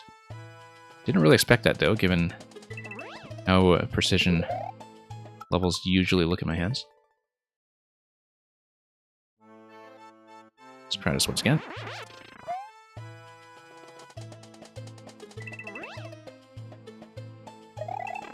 And, yeah, let's not do that. It might just be easier at this stage to do it the real way. I don't know how I was cheesing it so easily earlier. Probably because I knew inadvertently what our target was. Yeah, no, we can't quite burst like that, but we can burst like that. Great. Not going to rely on myself to do that every time, but... nope. Once again, let's come down. At least you do get a gentle reset location here. And here, you get to continue as well. I noticed the on-off switches across that one-way panel that's on the left side. Up top here, I can show you what I mean by that, in fact. This whole area, 30 coin, yeah.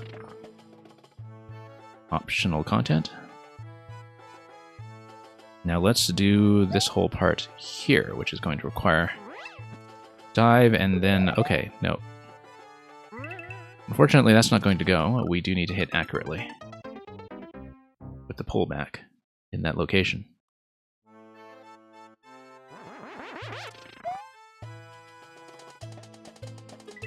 Okay, down we go. And yeah, that's not the way to do it.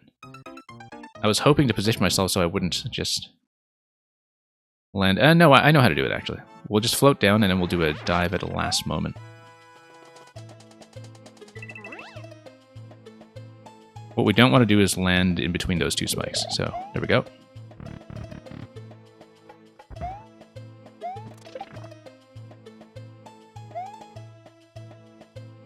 Nope. Pulled back a little too soon.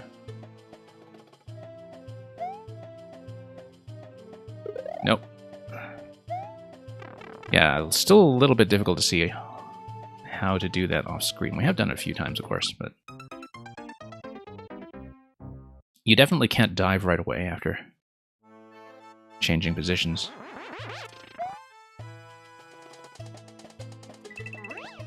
Okay. Hey, look, we're actually doing it properly, almost. Not quite. Although that would have allowed me to float on top of the safe block at the time. So.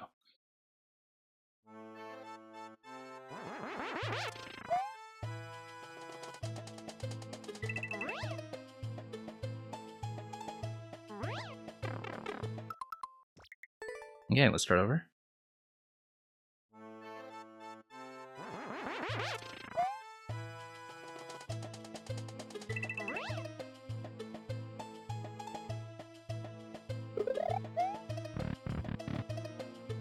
And in we go.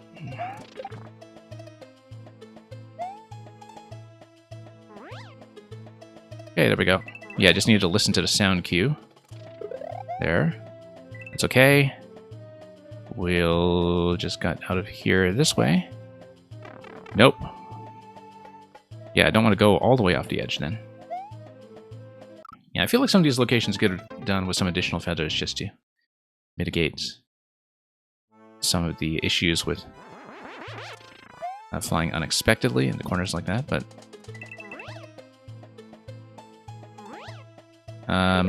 that's okay. We'll take that. Too late.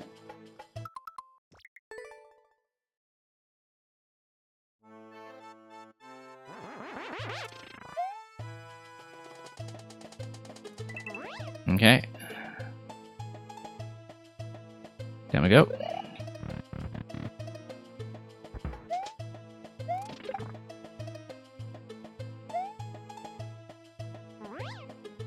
Yep, listen to the sound cue. Up we go. Yeah, we definitely want to be in flight mode for stuff like that. Oh yeah, we cheesed it, so let's leave it on. Nope. Yeah, too hard to see that ground tile there, I think.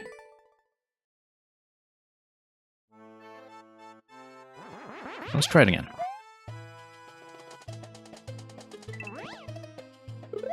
Nope.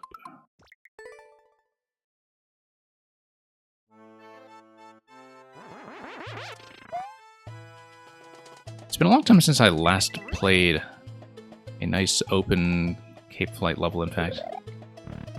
Feels like I haven't seen anything like this in a very long time. Mostly, of course, because the Cape just has a bit of an inherent skill floor, depending on whether you're familiar with the mechanics from Super Mario World. Much more so than any other item in the game, I think. Yeah, I don't like this corner over here. I think it's too much of a thing that you can't really plan around, but isn't it easier to go through the top on the first coin in the beginning? Let's take a look. You mean here?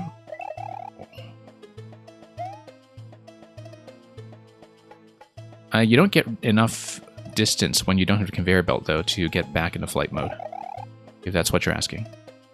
Oh, the second one. Let's take a look at that and we'll see. Oh, you mean the coin in this location?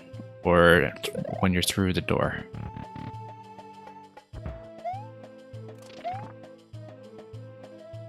Yeah, I don't know. I guess I'm comfortable with the lower pattern at this point, and I'm just going with what I'm a little more familiar with. Okay, let's take that. Fly. That's going to be too close, isn't it? Nope. There we go, there we go. Yeah, so no, you do need to dive and pull up there. But I think last time I was diving too late, maybe. Last time I was in that area. Yeah, I see what you're talking about. I also see that there's a whole top segment above this that I didn't really look at all.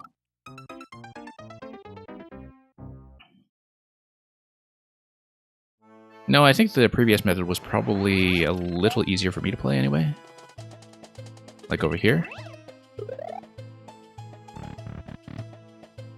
But we'll see.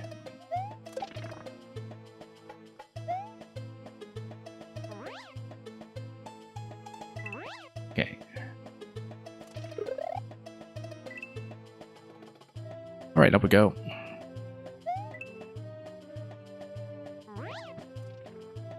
Nope. Yeah, because we... Oh, I see that yellow platform down there. Interesting. I guess that's just to catch you if you wind up a little low on that wall. I don't know how precise that requirement is going to be when we figure out how to pull up towards that location that we've been missing so far. Oh, how do I keep missing the door there? Wow. Just a little off-center every time.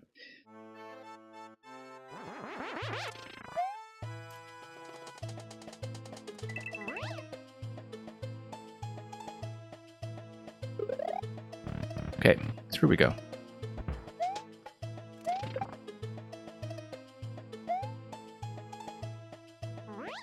Nope, let's try this again.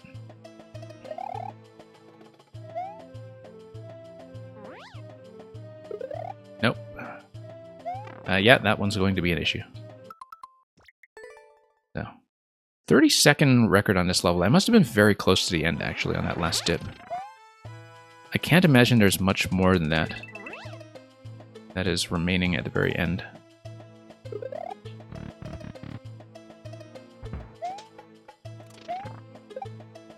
Okay.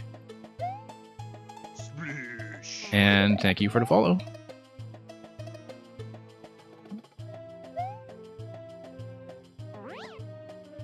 Nope, still need to get this straightened out.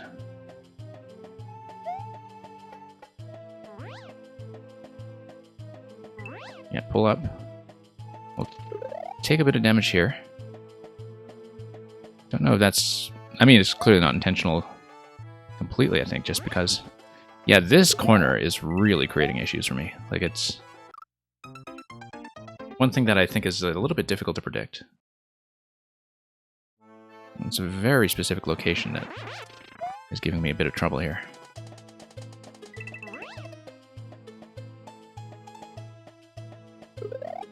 Okay, let's go through here.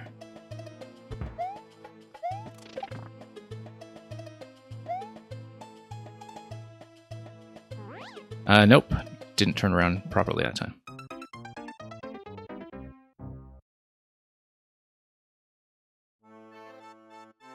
Okay, let's push again.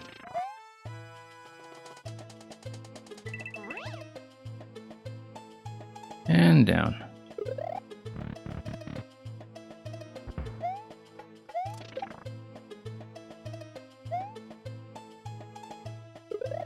Okay. Push again. Listen to the sound, there we go. Yeah, I think floating back like this might in fact be correct. Nope. I think the arrow is supposed to be a Q here. And we may be...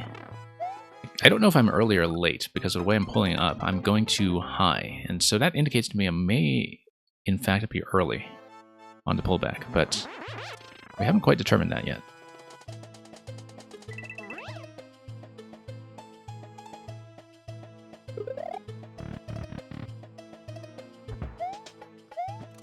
Okay, let's try this again.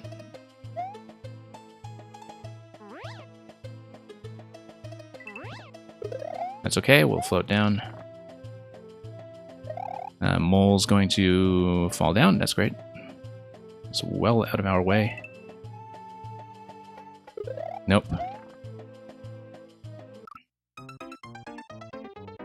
Now, given the movement of that yellow platform, I wonder if it is reachable some other way. Like if we do... maybe not a spin fly, but... maybe there's something else we can do to work with that. The spin fly, of course, would just take you up to the ceiling, I think. That wouldn't be the intended method, but we're doing a couple of things unintended here already anyway. So, let's go back. Nope.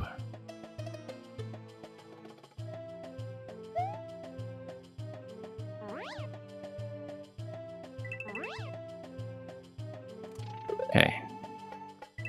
Take damage there. Leave that. Nope. Too late. Yeah, there's some location here that you would need to pull back on in order to hit, and I think if I see that I'm going too high, I just need to let up on that and then pull back a second time. That might be the only way I can do it.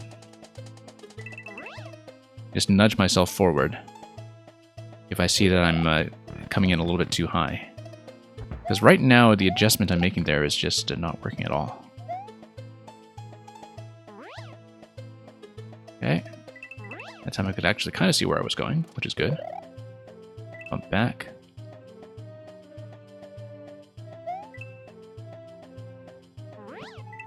Nope. Yeah, push forward a little too soon. It's just entirely that one corner piece that's been in the way of this method. which is unfortunate.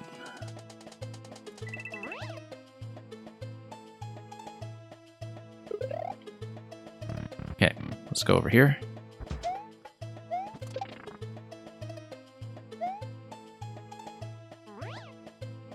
Nope, down we go.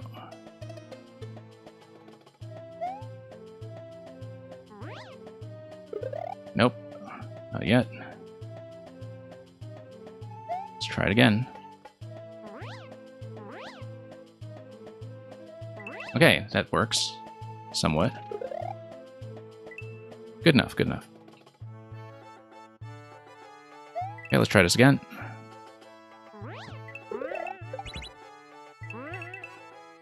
Not quite, not quite.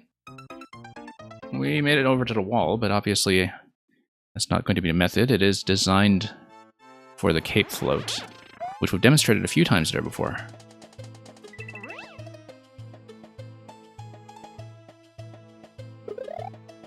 Okay, skip.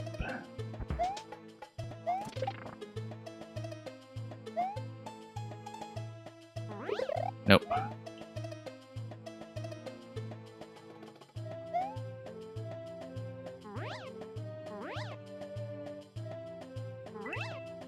And yeah, that works.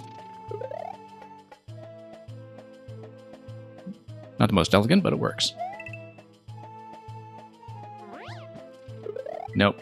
Still too high on that corner. It's all that one tile that's just blowing up everything. The top right corner that's above the stack of 4 trampolines. Like, that thing is just getting in the way of every attempt. That's not going to do it. Let's start. I won't spend too much longer on this one.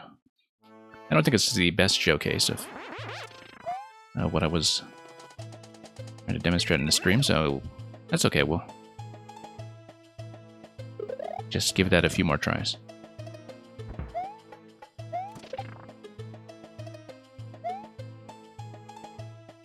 And, you know, everybody has a couple of less polished levels in their backlog somewhere, and we know what that feeling is like. And we might just have picked a bit of a rough and less tested choice today, that's all.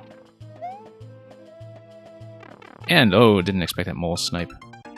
Also, there's going to be a mole that's buried on the left side as well. That looks like it's going to give you some kind of bump, but I don't know about that. Like, some of these moles don't actually do much functionally. I think they're mostly there to fill out the theme a little bit.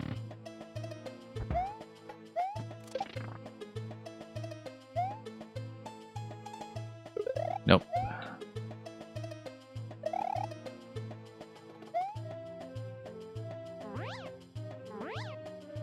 Yeah, hugging that wall is fine, in fact. So it's okay. We can just steadily drift over to the right side on that top left corner when we're off screen. That is going to work. This is not going to work. Yeah, I think that requirement is just much too tight for what it's going for. I feel like we are near the end, though. That might be the last piece. But we'll try it. In fact, we'll be able to tell if we exited out, because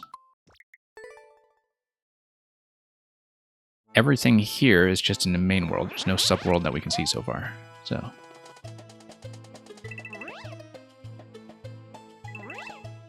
yeah, because you're supposed to get a bump that's kind of like that. Slide back gently. I just think the spacing is maybe not quite generous enough to make that happen reliably, unless you have a very specific pattern that you're going to be requiring of the player. So, and this time we actually did it the intended way, so let's tap that on-off switch. Nope.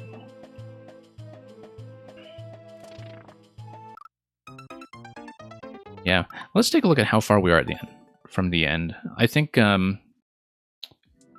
one last corner is maybe just too much of a problem, but we were very close. If you look at the bottom corner, there's one more flight, which takes you up to the goal, and that is literally the end of the whole thing. So let's give this maybe a few more times. We know that we're at the end, so If we can just make that bounce once, we're going to be in good shape. But I'm not going to try that for too long.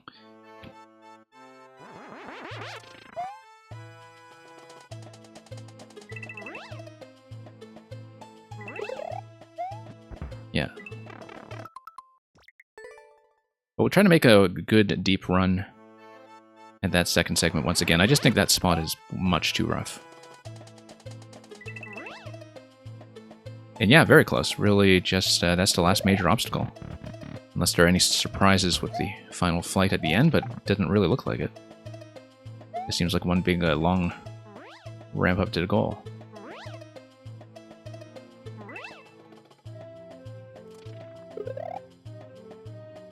Okay.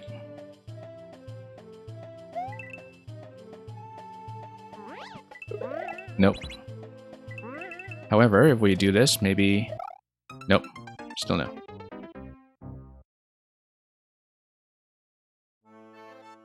Well, we'll see if we can tap that corner. It's quite difficult to aim into that one precise slot that you need to hit the cape float going backwards. And then you need to do a bit of a dive at the end to gain a bit of height and pull back up. That's also something that we won't have a lot of space to do, so...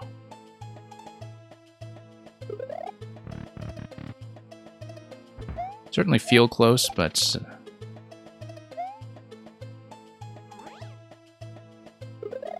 There's enough going on in the final segment there that we don't know how to deal with. That's... This might not be within reach today.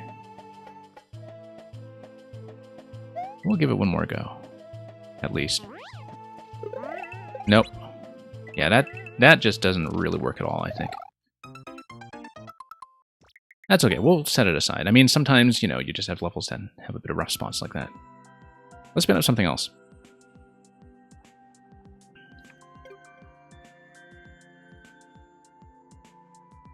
Okay, we're going to bring up another fairly new maker. But somebody who I have been playing a bit of recently.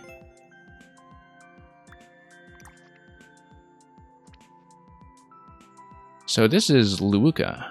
Very new profile. I had some longer levels that I wanted to take a look at some point. Longer by the looks of it. And we may as well take the time to see some of those bigger pieces. Because we had shown off this Boo platformer last week and it was really quite good. So this is Padlock Palace. Use power-ups to bake your way through this spicy palace. Currently a 4-minute record, but again on very few clears. Let's see how it goes.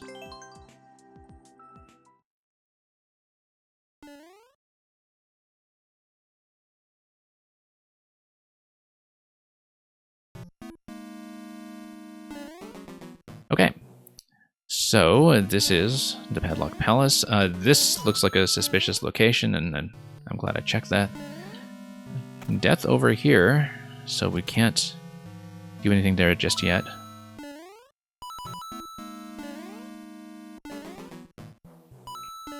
Now let's see what we can do here. Alright. We're gonna go over. Over again. Yeah, I did see those power-ups at the very beginning. Not exactly sure what they're signifying to me just yet.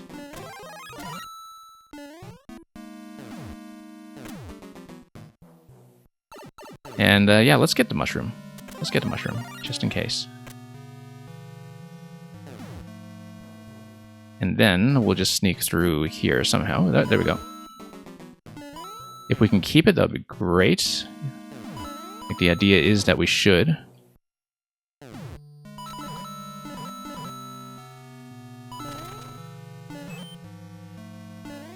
And we're through here. So mushroom gives you the first ingredient, and then the off state gives you this. So I think we just kind of make it through this layout in a nonlinear fashion and eventually have access to the leaf at the end of this segment if I understand the signaling in the first section accurately.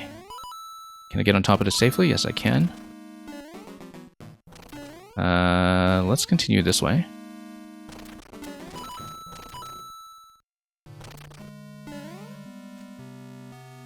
Okay. And then we'll go up.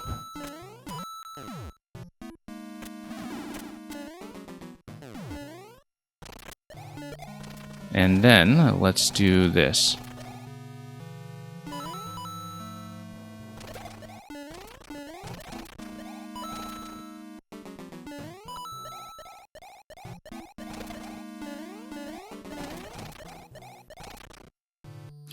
Now we will just push a little further through here, sort of boo-ring.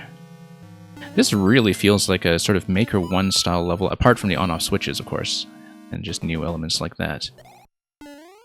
But there's a lot about this that actually feels very Maker 1-like in its character. We're going to nuke that, go down, and mostly just because instead of having, you know, scroll-stopped rooms or anything like that, we just have this one big continuous back-and-forth layout. It's something that I think we don't really see that often in Mario Maker 2, simply because people build around scroll tech, understandably, so heavily now that these open exploration levels just are not really as commonplace.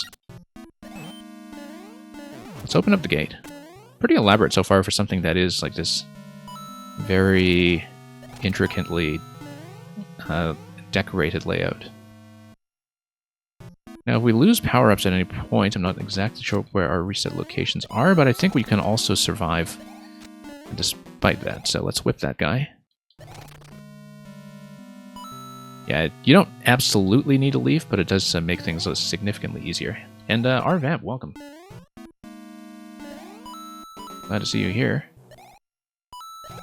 Yeah, wasn't originally sure I was able to stream today, but we just had the opportunity to do a bit of a bonus session here, so... Okay, looks like we finally get the flower. The flower is going to allow me to wrap back over to where we were earlier and cut through the ice blocks. So we'll do that on the assumption I'm not also missing anything else here on that side. And okay, let's push through.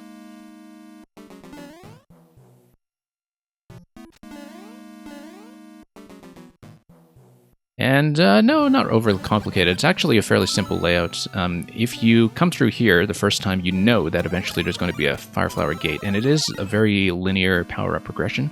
We went from Mushroom to Tanuki Leaf to Fire Flower, and that's pretty much all there was to it.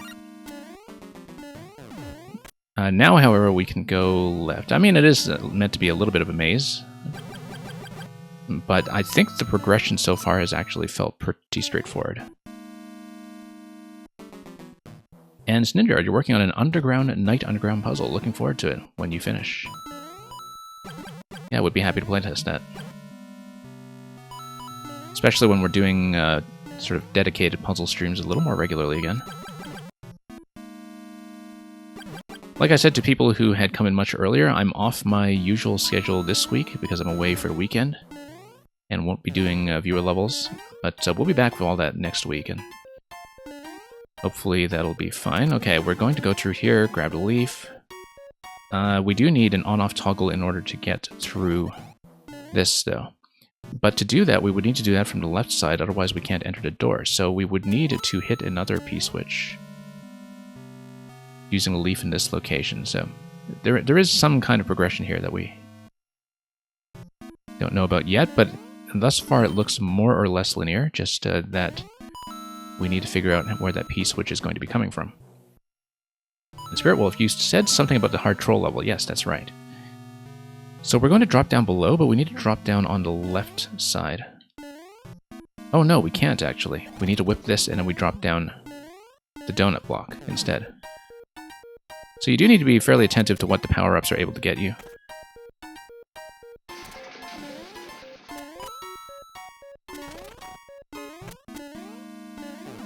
And then here is another Fire Flower location.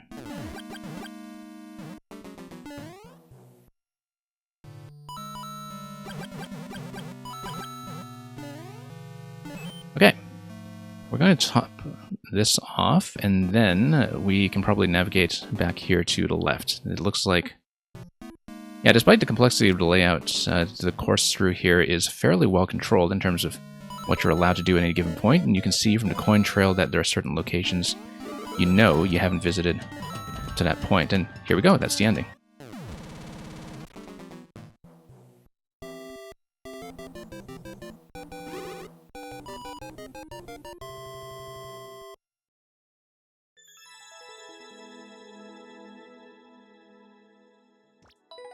And Envy, no, it's actually fairly clear. If you take a look at the main layout, I mean, I don't know if you ever played much of Maker 1, but a lot of Maker 1 levels actually were very much like this. Where because you don't have any scroll stopping back then, you often had these really elaborate continuous layouts that kind of give you a maze to traverse through. And the corridors were fairly clear. Every time we toggled some of the on-off switches or switched power-ups, there was only really one particular way we could go forward. That was clearly marked. So there were a lot of places that looked like backtracking, but really weren't, because they would always point you towards the next gate. So it isn't really even a maze so much. It's more that it's this big aesthetic layout that guides you through gently with the only interactions that are available at the time. And yeah, Spirit Wolf, I mean, if you have the troll, I might do it on a puzzle day as well. If you catch me on one of those. We played a troll on the puzzle stream last week, I think. But yeah, viewer levels night is fine too. It's just, as I said, I'm off this week. But we'll try to get that going as soon as we can again. Hey, here's a shorter one by the looks of it. Sausage Shrine, an ancient meaty challenge ahead. Can you find a secret golden room? We'll keep an eye out for that.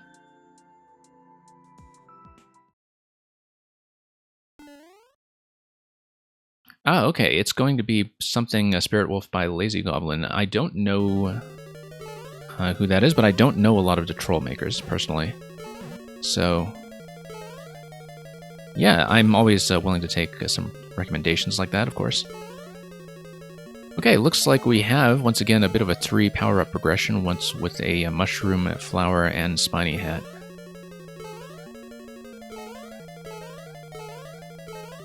Okay.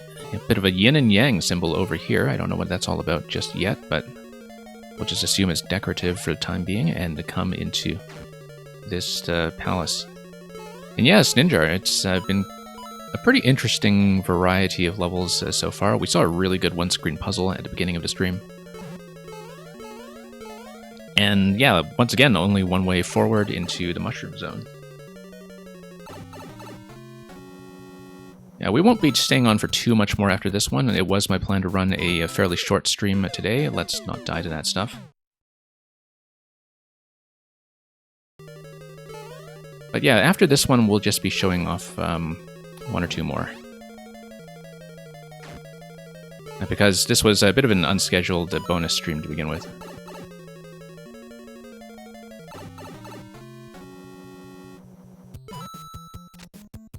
Yeah, so this is kind of like a boss encounter. I think there is going to be something timed that is going on with the P blocks. In fact, I think a P switch is going to be what happens because it's going to get me through some of the blocks. Maybe. I don't know yet. We'll go through that and we'll try to survive this battle here.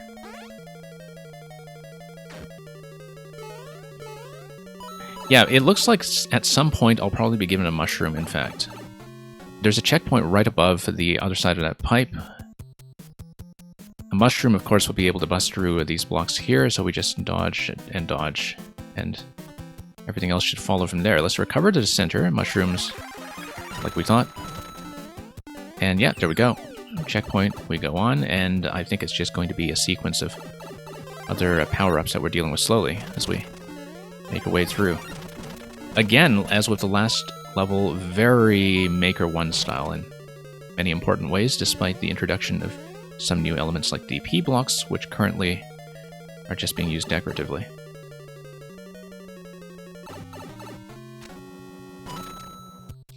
And whoops, that's okay. We just need to survive this because I'm sure we'll be given a flower at the very end.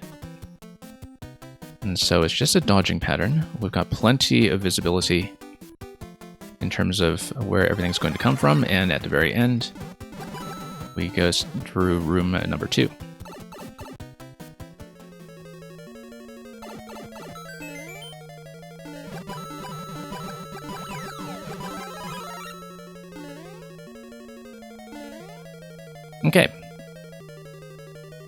So, we're going to grab the spiny hat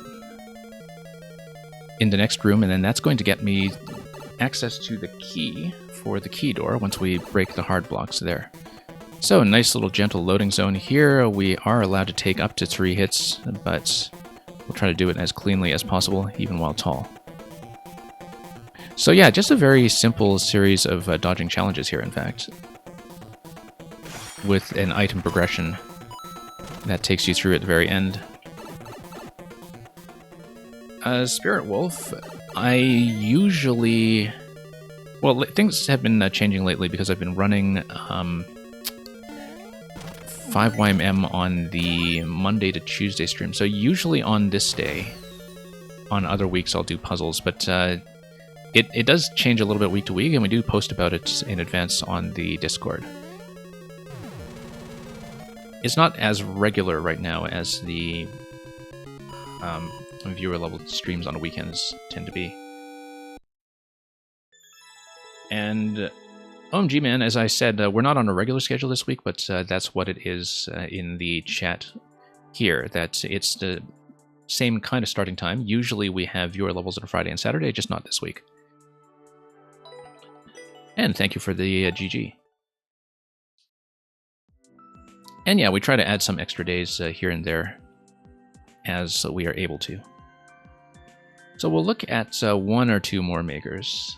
And just give me a moment and we'll spin the next one up. But yeah, lately, of course, as we're previewing with the stream, the main thing that we've been doing is 5YMM on the Monday night or Tuesday morning stream, depending on your time zone.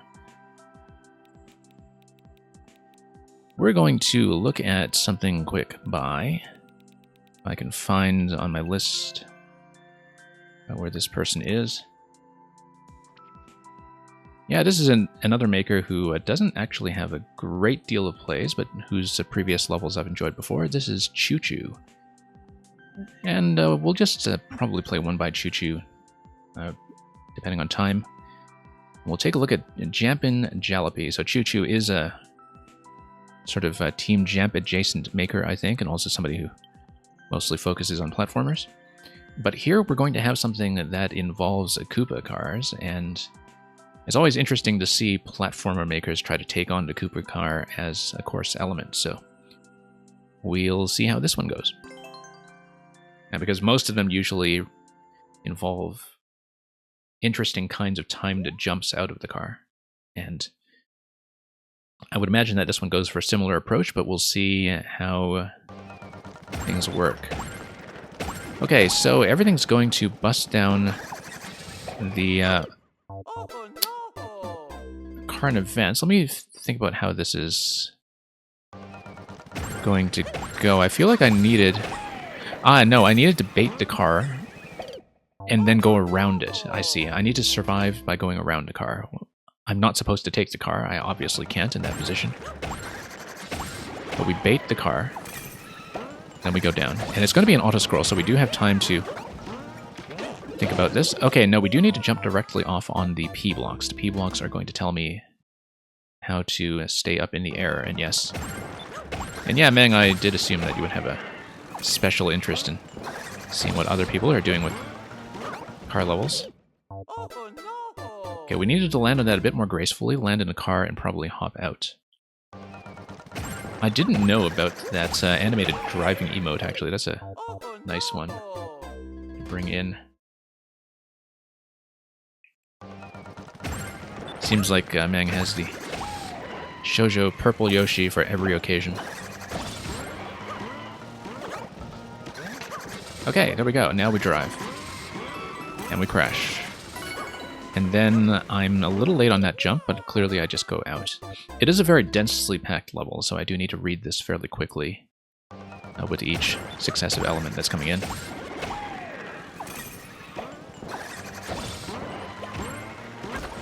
Nope, just kind of hit that from the side. That's not the right idea. There is a bit of a restriction on landing in that location, as you can see from all the invisible blocks spawning the cheeps. Okay, good. We managed to get out of there gracefully despite getting into the first pipe a little bit early. We'll just try to make that work somehow.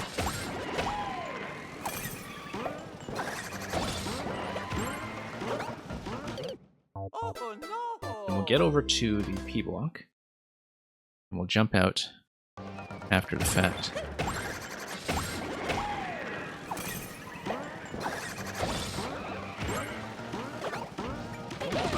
And note, just missed, actually. I thought I should be able to land dead center there, but I do need to read that just slightly better. Yeah, we'll let the car drive over first, just to bait our way around it. So it is an auto-scroll that isn't just going to be constant motion. We do need to hold off every now and then and watch the appropriate timing, especially in this starting segment here.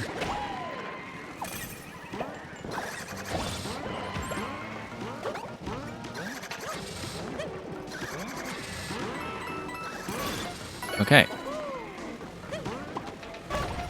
Note, once again, we got hit because I jumped in front of the car rather than directly on top. That's happened in the earlier segment as well, and that's just something that we need to be very attentive to as we go.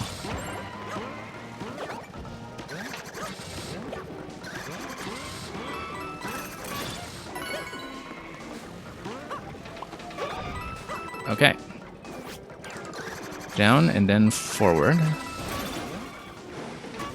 I didn't see where that second on-off activation was going to come from. No, I do need to reverse there. I was a little bit slow getting into that car after reading the ground pound on that dry bones. So let's try to do that again. Nice run fast, welcome. Okay, down we go. Forward, and then we hit, and then we go left. There we go. We don't jump there, we have to go directly forward. I didn't quite see, because the car explosions do tend to obscure some things visually a little bit sometimes when they crash. So that, I just needed a moment to read.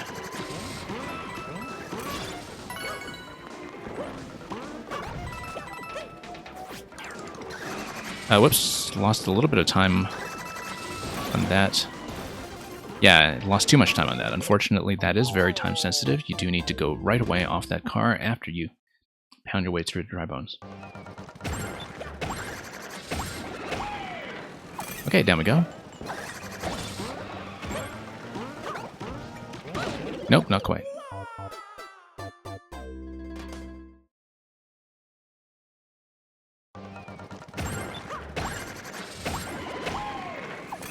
Okay, down we go. Once again. And yeah, I hit the car up front. That's something that we do need to adjust for every time.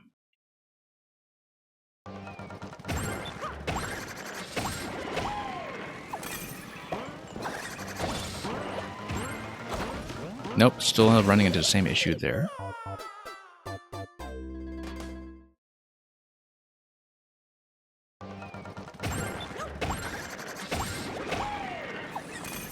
Okay, down.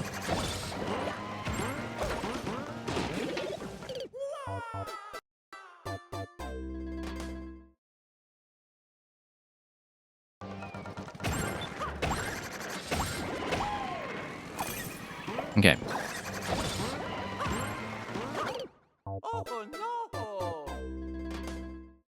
You feel like Nintendo should add better auto-scroll options? Well, I don't know. I mean, are you thinking mostly in terms of just having different speeds or just having more flexibility to the existing custom scroll? Part of the issue, of course, is that in the circus theme, which is also the airship theme, the camera bob that goes up and down adds a lot of complication on the vertical axis. Yeah, the thing about the existing auto-scroll is that it has some pretty weird behaviors when used in conjunction with certain things like rising and falling fluid, for instance. Now, there are some things that don't quite synchronize the way that you would think they do when you put some of those together. Yeah, I've never seen anyone actually design something that puts the airship camera bob to an actual functional purpose. I feel like that's one thing that would be a bit of a maker challenge, you know. Like, it's something that is just this somewhat annoying legacy aesthetic element that's been brought into this game, and you know, everybody just either sort of ignores it or treats it as something you just have to deal with. But I wonder if it is possible to actually build something that makes the airship camera bob seem slightly less useless. It does have a predictable timing.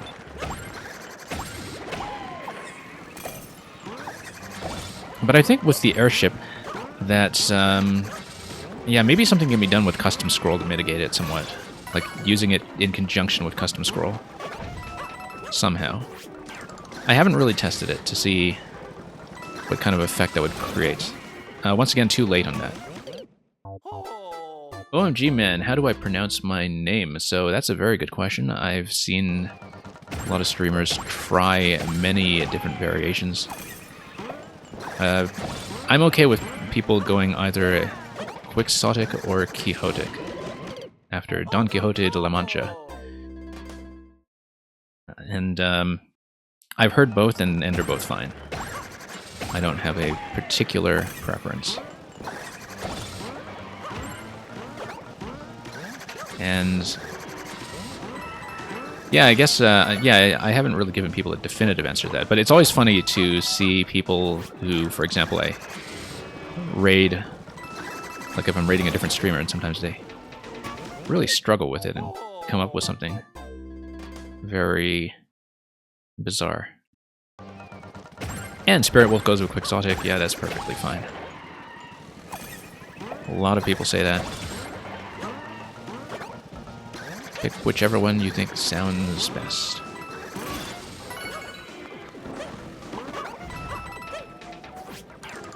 Okay, we have to go right away here. Oh, no, no, no, no. I see what the issue is.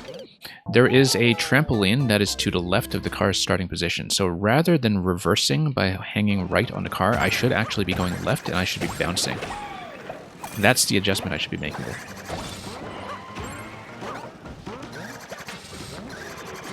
That's true of some of the earlier ones as well, I think. Like, I keep trying to reverse on the cars when I should actually use their facing direction to my advantage and get some initial momentum. Because that's the reason that I'm starting to fall behind the auto-scroll slightly.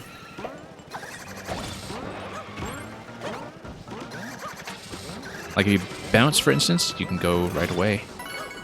Not a big time savings on that one, but I think it will be very noticeable with this one here. Yeah, the arrow even points left. I don't follow instructions very well, as long-time viewers know. Okay. Oh, no, I am supposed to board the car, am I? No, I'm supposed to stomp on the car because the car is going to get moved over to the platform, and then, once it gets moved to the platform, then I can land on it a second time. So...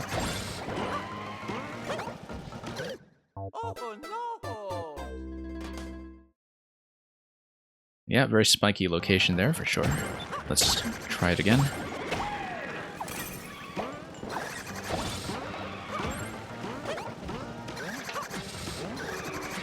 Okay, forward we go.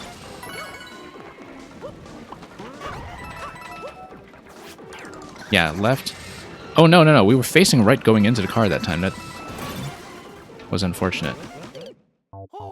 Yeah, that time I landed in the car and I faced right, and I should pay attention to that. Like, whichever way I face should be the direction I start driving, and maybe that's not going to be 100% consistent depending on how I land. So, we'll go back and we'll try to stick that landing just a little bit better.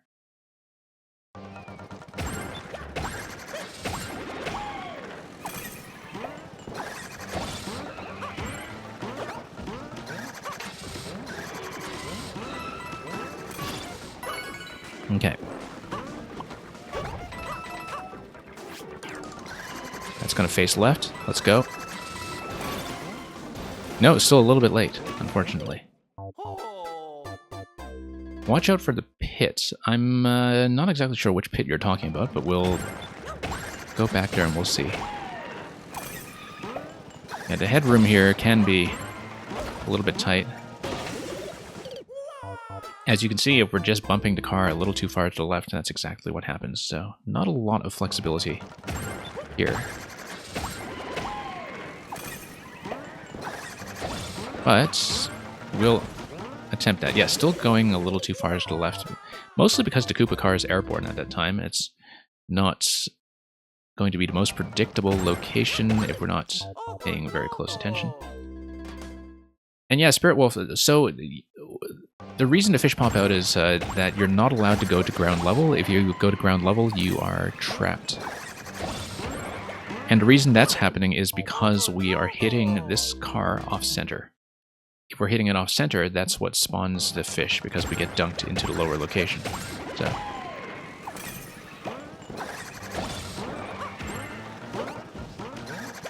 okay. There we are. Yeah, I need to go quick through here. Buy as much time as we can.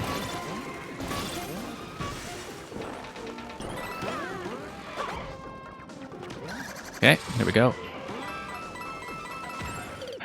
Wait. Why would that be? Why would you want to face left there? I don't know how to read that, I don't think. Can you duck when you're in the car? Is that the idea? I'm actually not clear on this, like whether... no, you can't duck when you're in the car. So you have to just stop there and twist.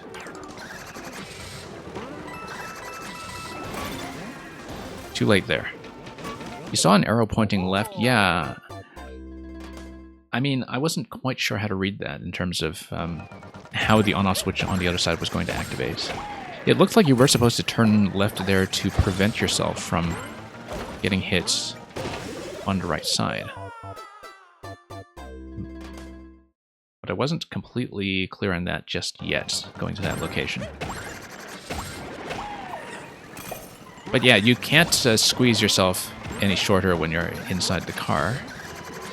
It's also not a place where you're going to be jumping out of the car. Okay. We can be saving time on this wall jump. I'm losing too much time on a wall jump. That time I faced right going into that location. Yeah, and facing right here again. So I think we need to back up. We need to face left before we hit the arrow and do kind of a backslide, I think, before the activation of the on-off switch. That's a tricky location. I'm not exactly sure yet. Okay. Nope, bumped my head. Yeah, thanks for joining in, Mang. Until next time, we're going to try to steer our way to victory. Nope.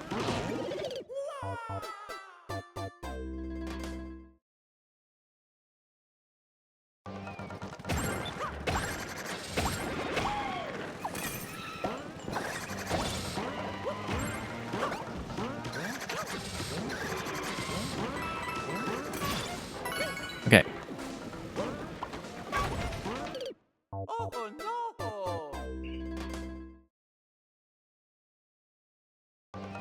Not quite.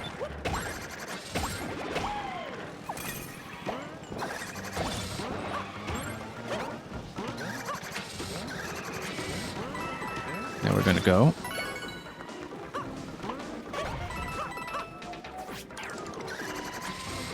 Yeah, that faced right that time. Going in. That was off-center. Same idea here with the fish. You're not allowed to go down there, so...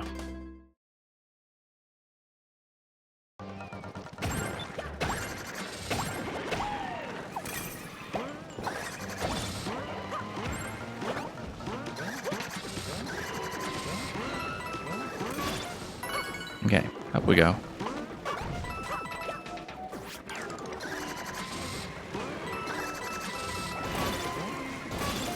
Yeah, that's pretty much automatic. It plays itself once you get in there with decent timing. I probably shouldn't jump that.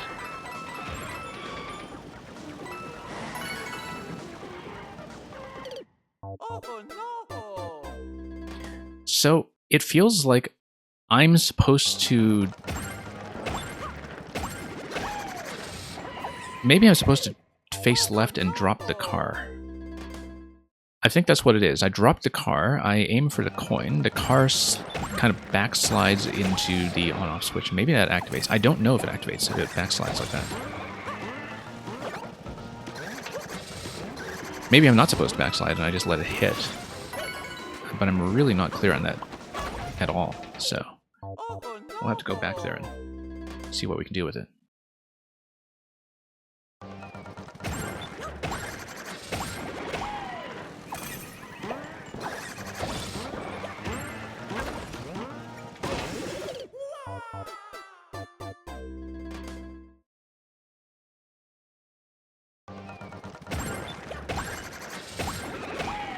Okay.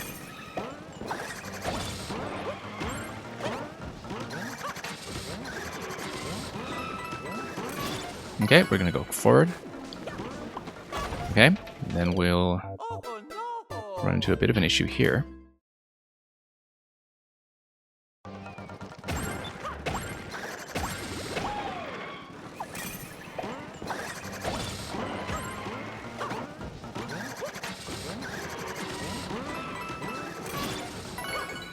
And then we're gonna go up.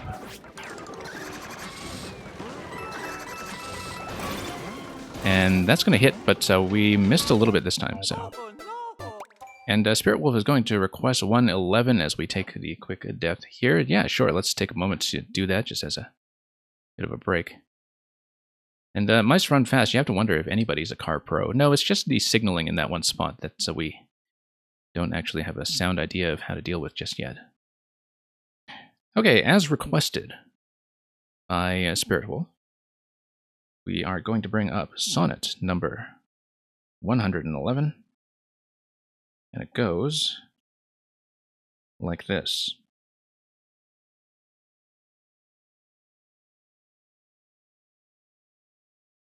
Oh, for my sake do you with fortune chide, the guilty goddess of my harmful deeds that did not better for my life provide than public means which public manners breeds. Thence comes it that my name receives a brand, and almost thence my nature is subdued to what it works in, like the dyer's hand. Pity me then, and wish I were renewed, whilst, like a willing patient, I will drink potions of Isel against my strong infection. No bitterness that I will bitter think, nor double penance to correct correction. Pity me then, dear friend, and I assure ye, even that your pity is enough to cure me.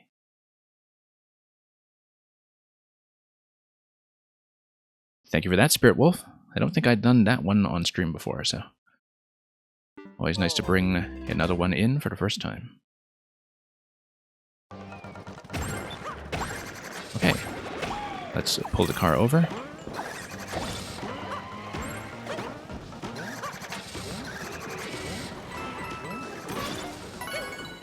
And then we're going to bring this in. Oh, total miss. Wow. Not even close that time. Didn't come anywhere close to colliding the car accurately.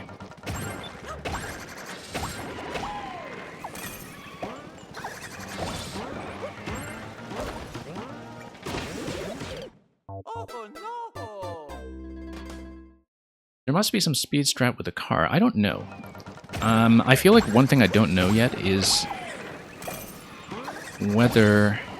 I mean, a lot of this stuff seems pretty tightly controlled in terms of where the invisible blocks are being placed to keep you on the designated path. The other thing is that I don't know if the backslide on the car is actually going to collide with the on-off switch in a way that activates it. And until I know that, I feel like that one bit at the end I couldn't read is still kind of eluding me. Okay, that's fine. We just need to spin to change directions accurately. Pop this right away. Yeah, so the backslide on the car totally hits. But the problem was that I was hitting the blue block before it had deactivated, like a frame before it deactivated. So that is the right strategy. I go for the 30 coin by jumping out of the car, but the car needs to be facing backwards. because otherwise I can't cut my momentum in the way I want. So that's the way to do it. Yeah, here you don't need to worry about jumping. The elevation fixes itself as long as your directions are correct. You think you can bump the on-off with the car? Yeah, we just showed that off, in fact, on that last attempt. Well, the second last attempt now. So I have confirmed that that is the way to do it. I feel like the knowledge check has been passed in terms of understanding what to do here. Yeah, the car doesn't always face the same way in this segment here, so we always do need to read that carefully to see how things are going to go. As you can see, I'm still touching the blue block too soon because I'm missing the 30 coin. Is that a key in that spring? And yeah, the car hit once again.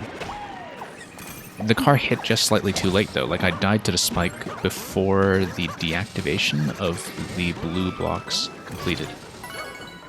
And that's happened twice now.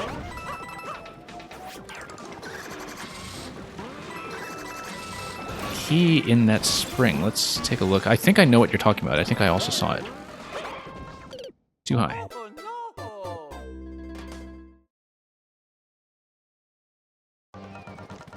Which also reminds me that in that earlier level with dodging all of the falling saw blades, I totally forgot to look for the secret room that was indicated in the description text at the beginning. I just completely lost track of that, but then I always forget the description text pretty much as soon as I get into the level, so that's par for the course for me.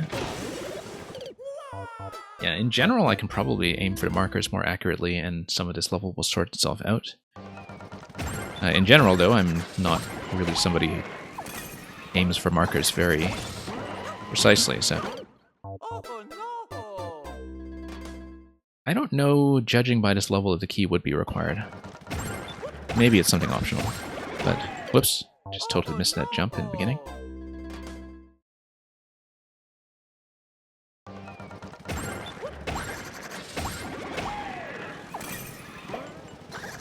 Okay. Nope, just totally off my timing here, actually. Just left that entire early segment too slowly.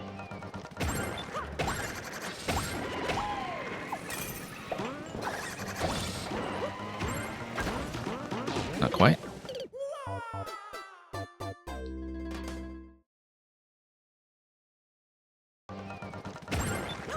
Okay.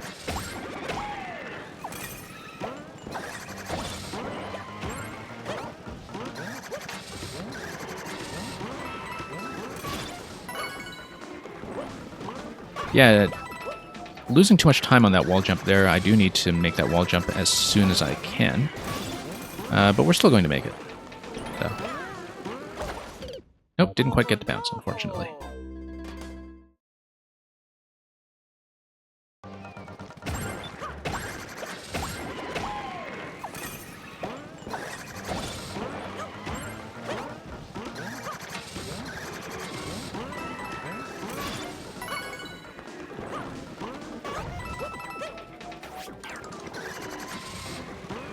Okay, here we are.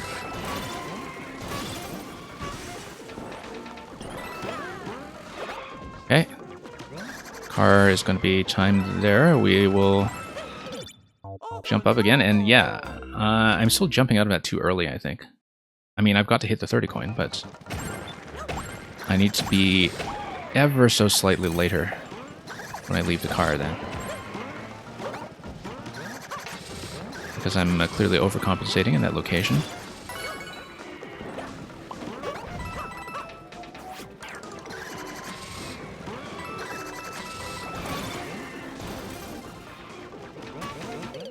And yeah, it seems like I'm leaving early. I am trying to cut momentum, and you can see that it is launching me a little bit to the left.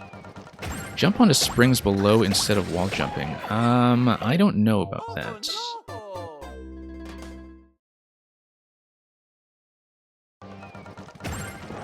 Maestro and Faster, are you talking about the part where I'm dying or the part where I'm currently wall jumping? Because there are a lot of locations here on this level where it is going to height check you some cheap sheeps if you go too low towards the ground. The part where I'm dying, I get the impression that the point of the springs is actually to send the car up, which is why you would be doing a backwards bump on it. But that's a good question. No, the issue is I'm not trying to wall jump. I'm trying to jump into the middle up to the 30 coin. I'm not deliberately trying to wall jump. I want to jump up to the 30 coin and then probably take the springs back up. The issue currently is that I'm missing. I'm unintentionally going left towards the blue block currently because I'm going too far left. But I think the left arrow makes a lot more sense if you think of it as pointing the car in a certain direction before it's supposed to be bumped back. Yeah, I see what you mean by that key in the spring. I don't think we'll get it. I mean, we can if we bump against it and then, you know, go back through the pipe. Yeah, I mean, we've got the key. Well, it's easy enough to get that we should maybe just try to get it every time now. Actually, the timing is fairly gentle on that.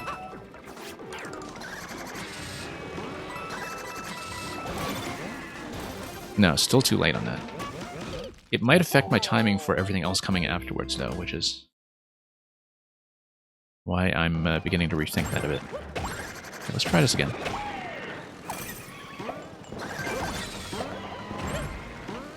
Nope, still bumping that too far to the left.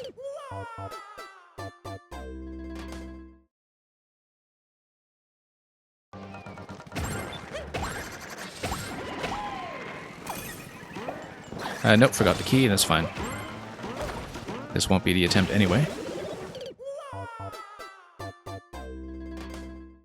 Yeah, car interactions. I mean, this bit here where I'm just bumping the car slightly too far in front and I'm just going diagonally, that's something a little bit weird. In general, I'm impressed enough when people just make like playable platformers with this item. Whoops, didn't mean to push that. I mean, that would be death. I don't think that's a real skip, unfortunately. Even if we do push the car all the way and fall on it at the end there, I don't think that's going to activate things in quite the order we need.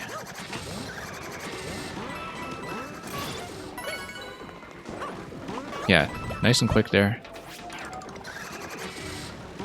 Yeah, because of the icicle, you can't actually do that as a skip. I don't think. Okay, car to the left.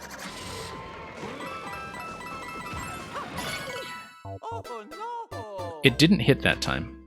But as you can see, if you go straight up through the middle, the car will fall on the trampoline after the activation, and it will spring up and you get to ride it a second time, I think. It's supposed to send you up. But the problem right now is that I can't get a straight vertical jump there when I have so much momentum going in.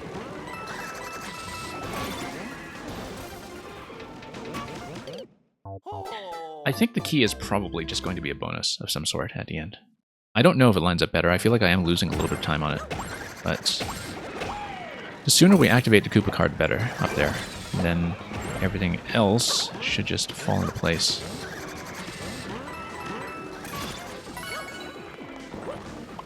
Yeah, a nice short jump here is going to solve a couple of issues. Okay.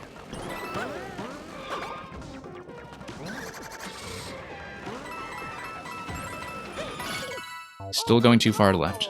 I just need to do a shorter jump there in general, I think. Just a tiny little bump.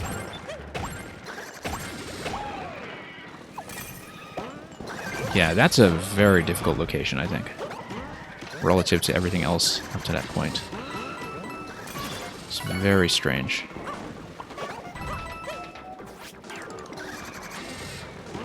Okay. Nope, too late. I don't even know why it's too late. I don't know where I was losing time there. I mean, it's relative to the auto-scroll, so I'm definitely losing time somewhere ahead of that. Might be from the key. Might be from something else. Whoa, totally missed.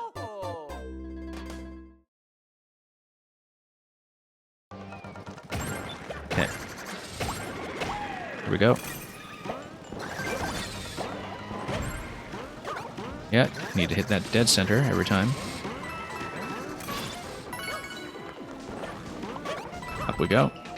And down. Yeah, I've definitely played a few good car levels. Meng, who was here earlier, made more than one really good car level. Samuel, who we featured on the stream before, has also done so. Yeah, you definitely need the car to hit the switch and go down on the springs.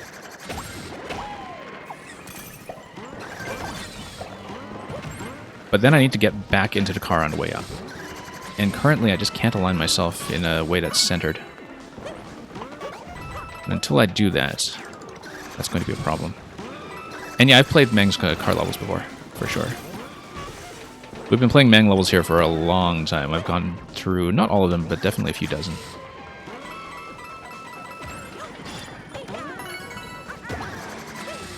Okay, better. We made it. I lost too much time there, though, I think. And so I wasn't able to do that back and forth. But as you can see, just a short bounce, and I missed my first opportunity to go up. You're supposed to get in the car while it is on top of the springs, and then you jump out of the car again while it's in midair, and then that's how you go up that column. I see how to do it now. I just have to do it on the first try. And because that second bounce off the car created enough problems.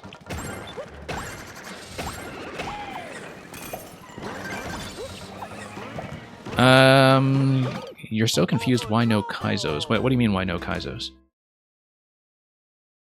Are you talking about the invisible blocks, or are you talking about something else to do with the Kaizo style?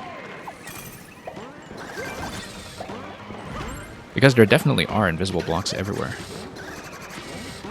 for the fish.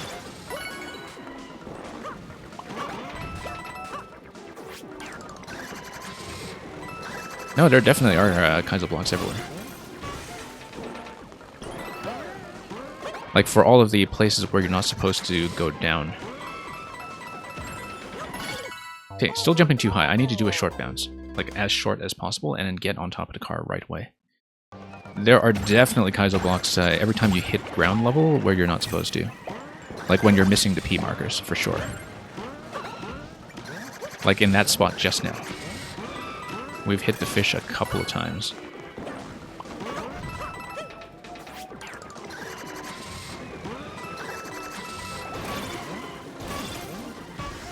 Okay.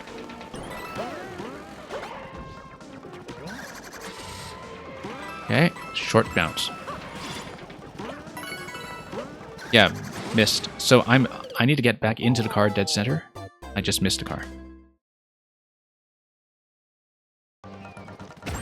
Yeah, you need to get in the car right away and jump back out. Missed a key. That's okay. This will not be the attempt.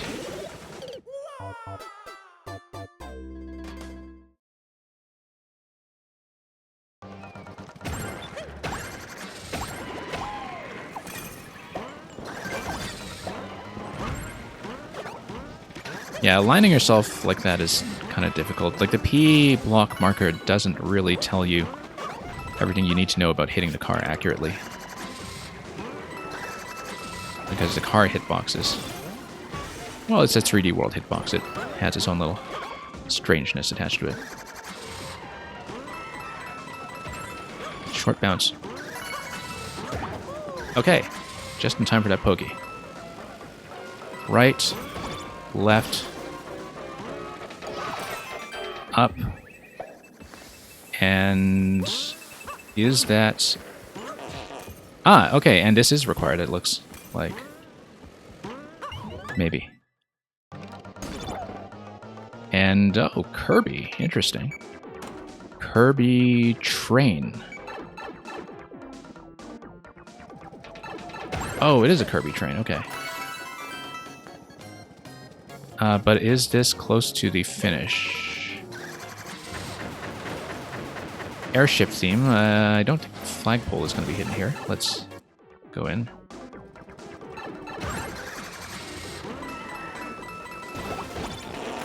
And okay, top of the flag. That's what it is.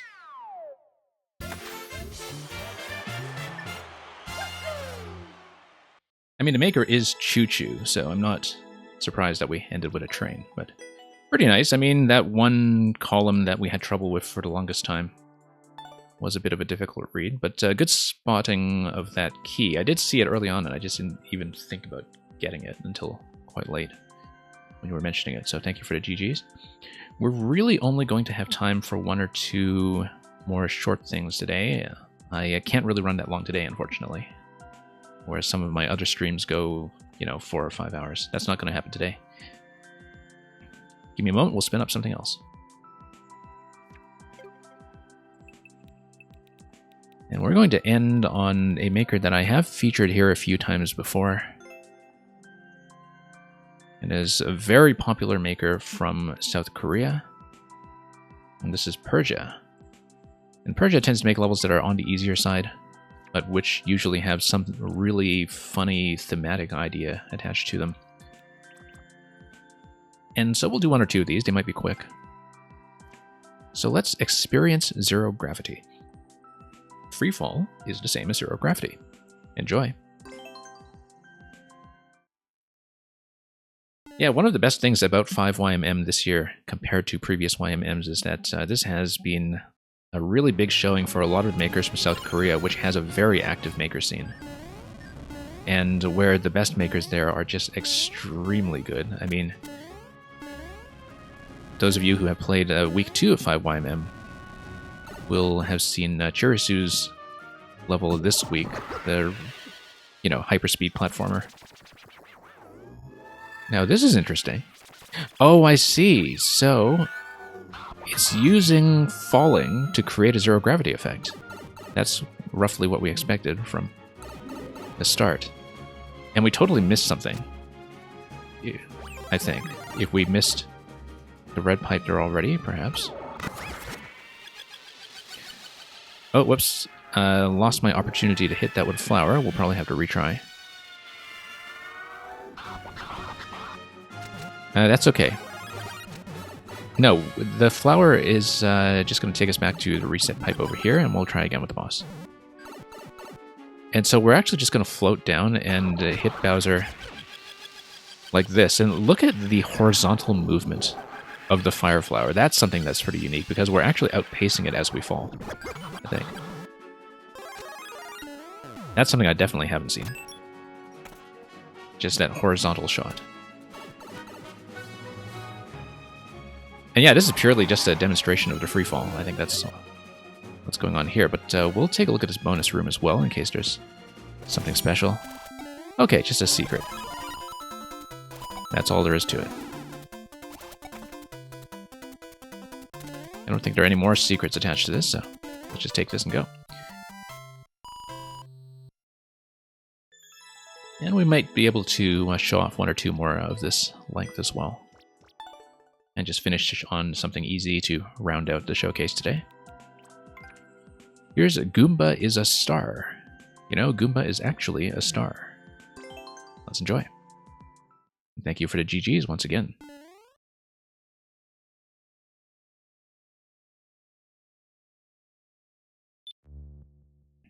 While it's telling me the Goomba is a star, we have no reason to believe that yet, but eventually we'll be convinced. Interesting green pipe and a start here, too. Goomba. Oh, it's music level. Is a star.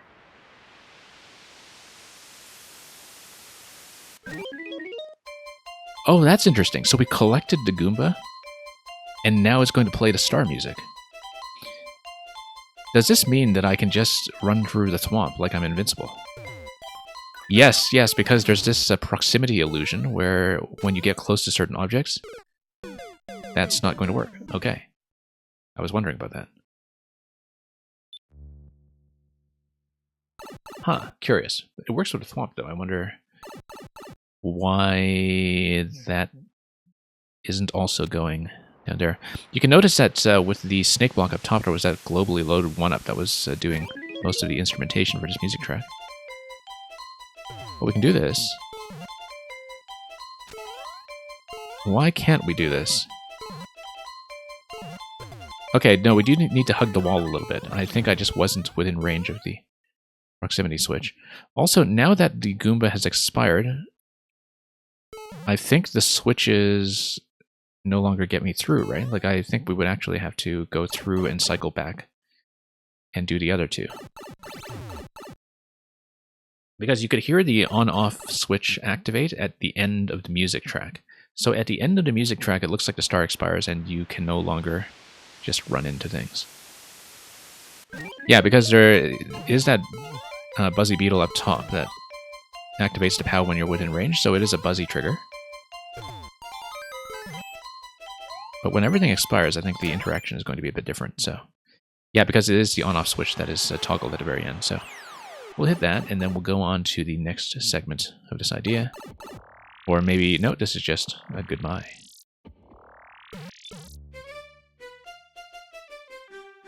Oh, and it plays the death music. Okay, great. Or maybe not so much. There we go. Neat little custom music demo. And let's... oh, we missed a secret at the end. Let's redo this and take the secret at the end, although... Maybe it's just a little room that says secret, like the previous level, and so maybe that's not worth it. Let's... tag that. And these are short. We can probably look at one more. Maybe not 2% one. We'll do something like really short. 45 seconds. Yeah, speed gun. Let's do speed gun. And thank you for the GGs, both of you, Spirit Wolf and Mice Run Fast.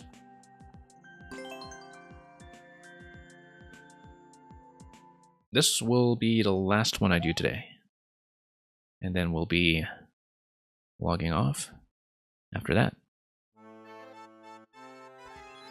Okay, so run here. Interesting. And there's going to be the key, alright. 50 coin, 50 coin. And then this is going to be some kind of goal, right? That activates something. Oh, I see. So there's going to be a timed on-off switch. You need to be quick. And it's going to tell you how to run. So do we run to the coins or do we run to the finishing location here? We run to the coin. How come that is giving me an awe then? Oh, maybe we need to hit the left side first. I'm not exactly clear on that.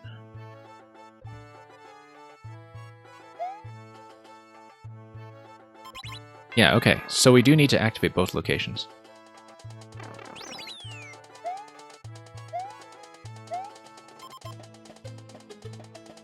No? Okay. Looks like there's some kind of speed requirement. Yeah, it's sort of a detector that makes sure you are going fast enough from one location to the other. Interesting. I wonder why we need all this. Oh, I see. No. It's because you need to have a certain speed going in. Like the amount of dash or P-speed that you've built up to this point actually does matter, and which is why you need to go on top of that platform in order to continue building momentum to go up to this location here. I understand that now. I don't understand the setup itself in terms of how the tech works. Nope, we're missing that platform. We do need to get on top. But if I understand this correctly, we should be able to get that soon. Just like that. Yeah, so there is some kind of detection mechanism that is dependent on your dashing speed. Just like that.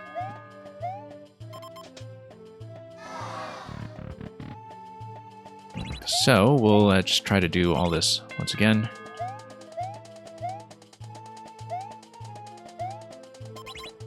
Okay. I am missing a lot of the optional coins here, of course. I feel like I was supposed to grab... No, I can't grab the spring. I have to bounce off the spring by jumping up to it from the left. And then it's going to bounce me up. that's how the speed detector is going to pick up on that. So.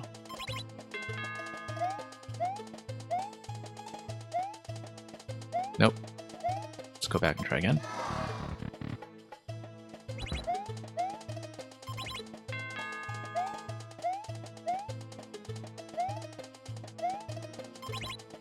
Okay, here we are.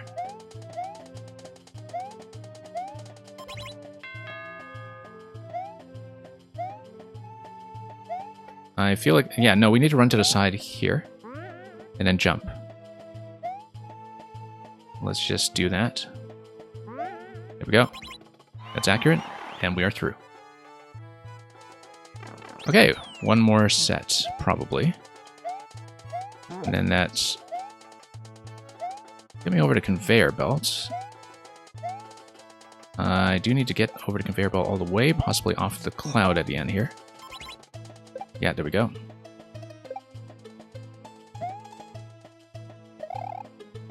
No, we do need to spin jump off of that, I think. That's the only thing I can think of that will maintain forward momentum going forward. Okay.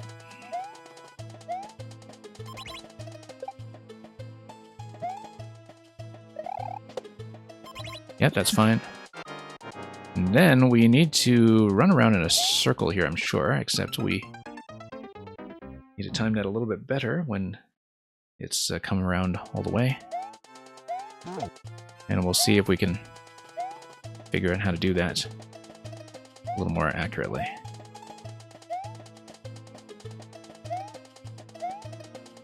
Okay. Almost there. Almost there.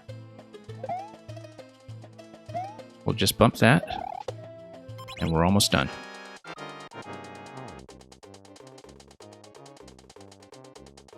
We'll wait for this to come down. Hit this.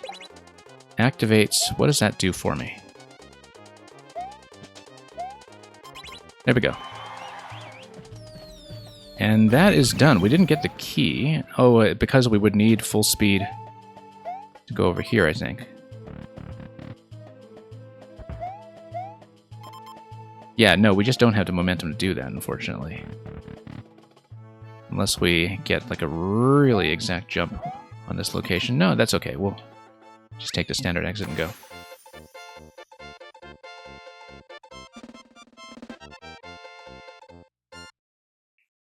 Okay, so thank you for joining me for that. That's going to conclude this session.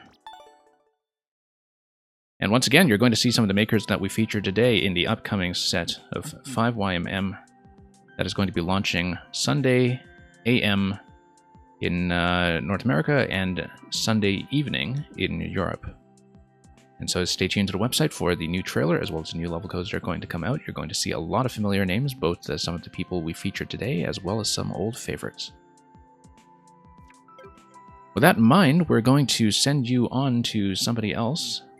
Once again, I usually run viewer levels on the weekend, but this week we are off, so our next stream is going to be when we play 5YMM Week 3 on Monday PM or Tuesday AM. And then after that, we should be back to the regular rotation. So thank you all for joining me for so long and enjoying some of the levels alongside me. Thank you so much for watching. We'll send you on to somebody in a moment, and in the meantime, have a good night or a good morning, and just a good day in general, wherever you are. Enjoy your weekend. Hope somebody else happily receives your levels in my place, and fare thee well.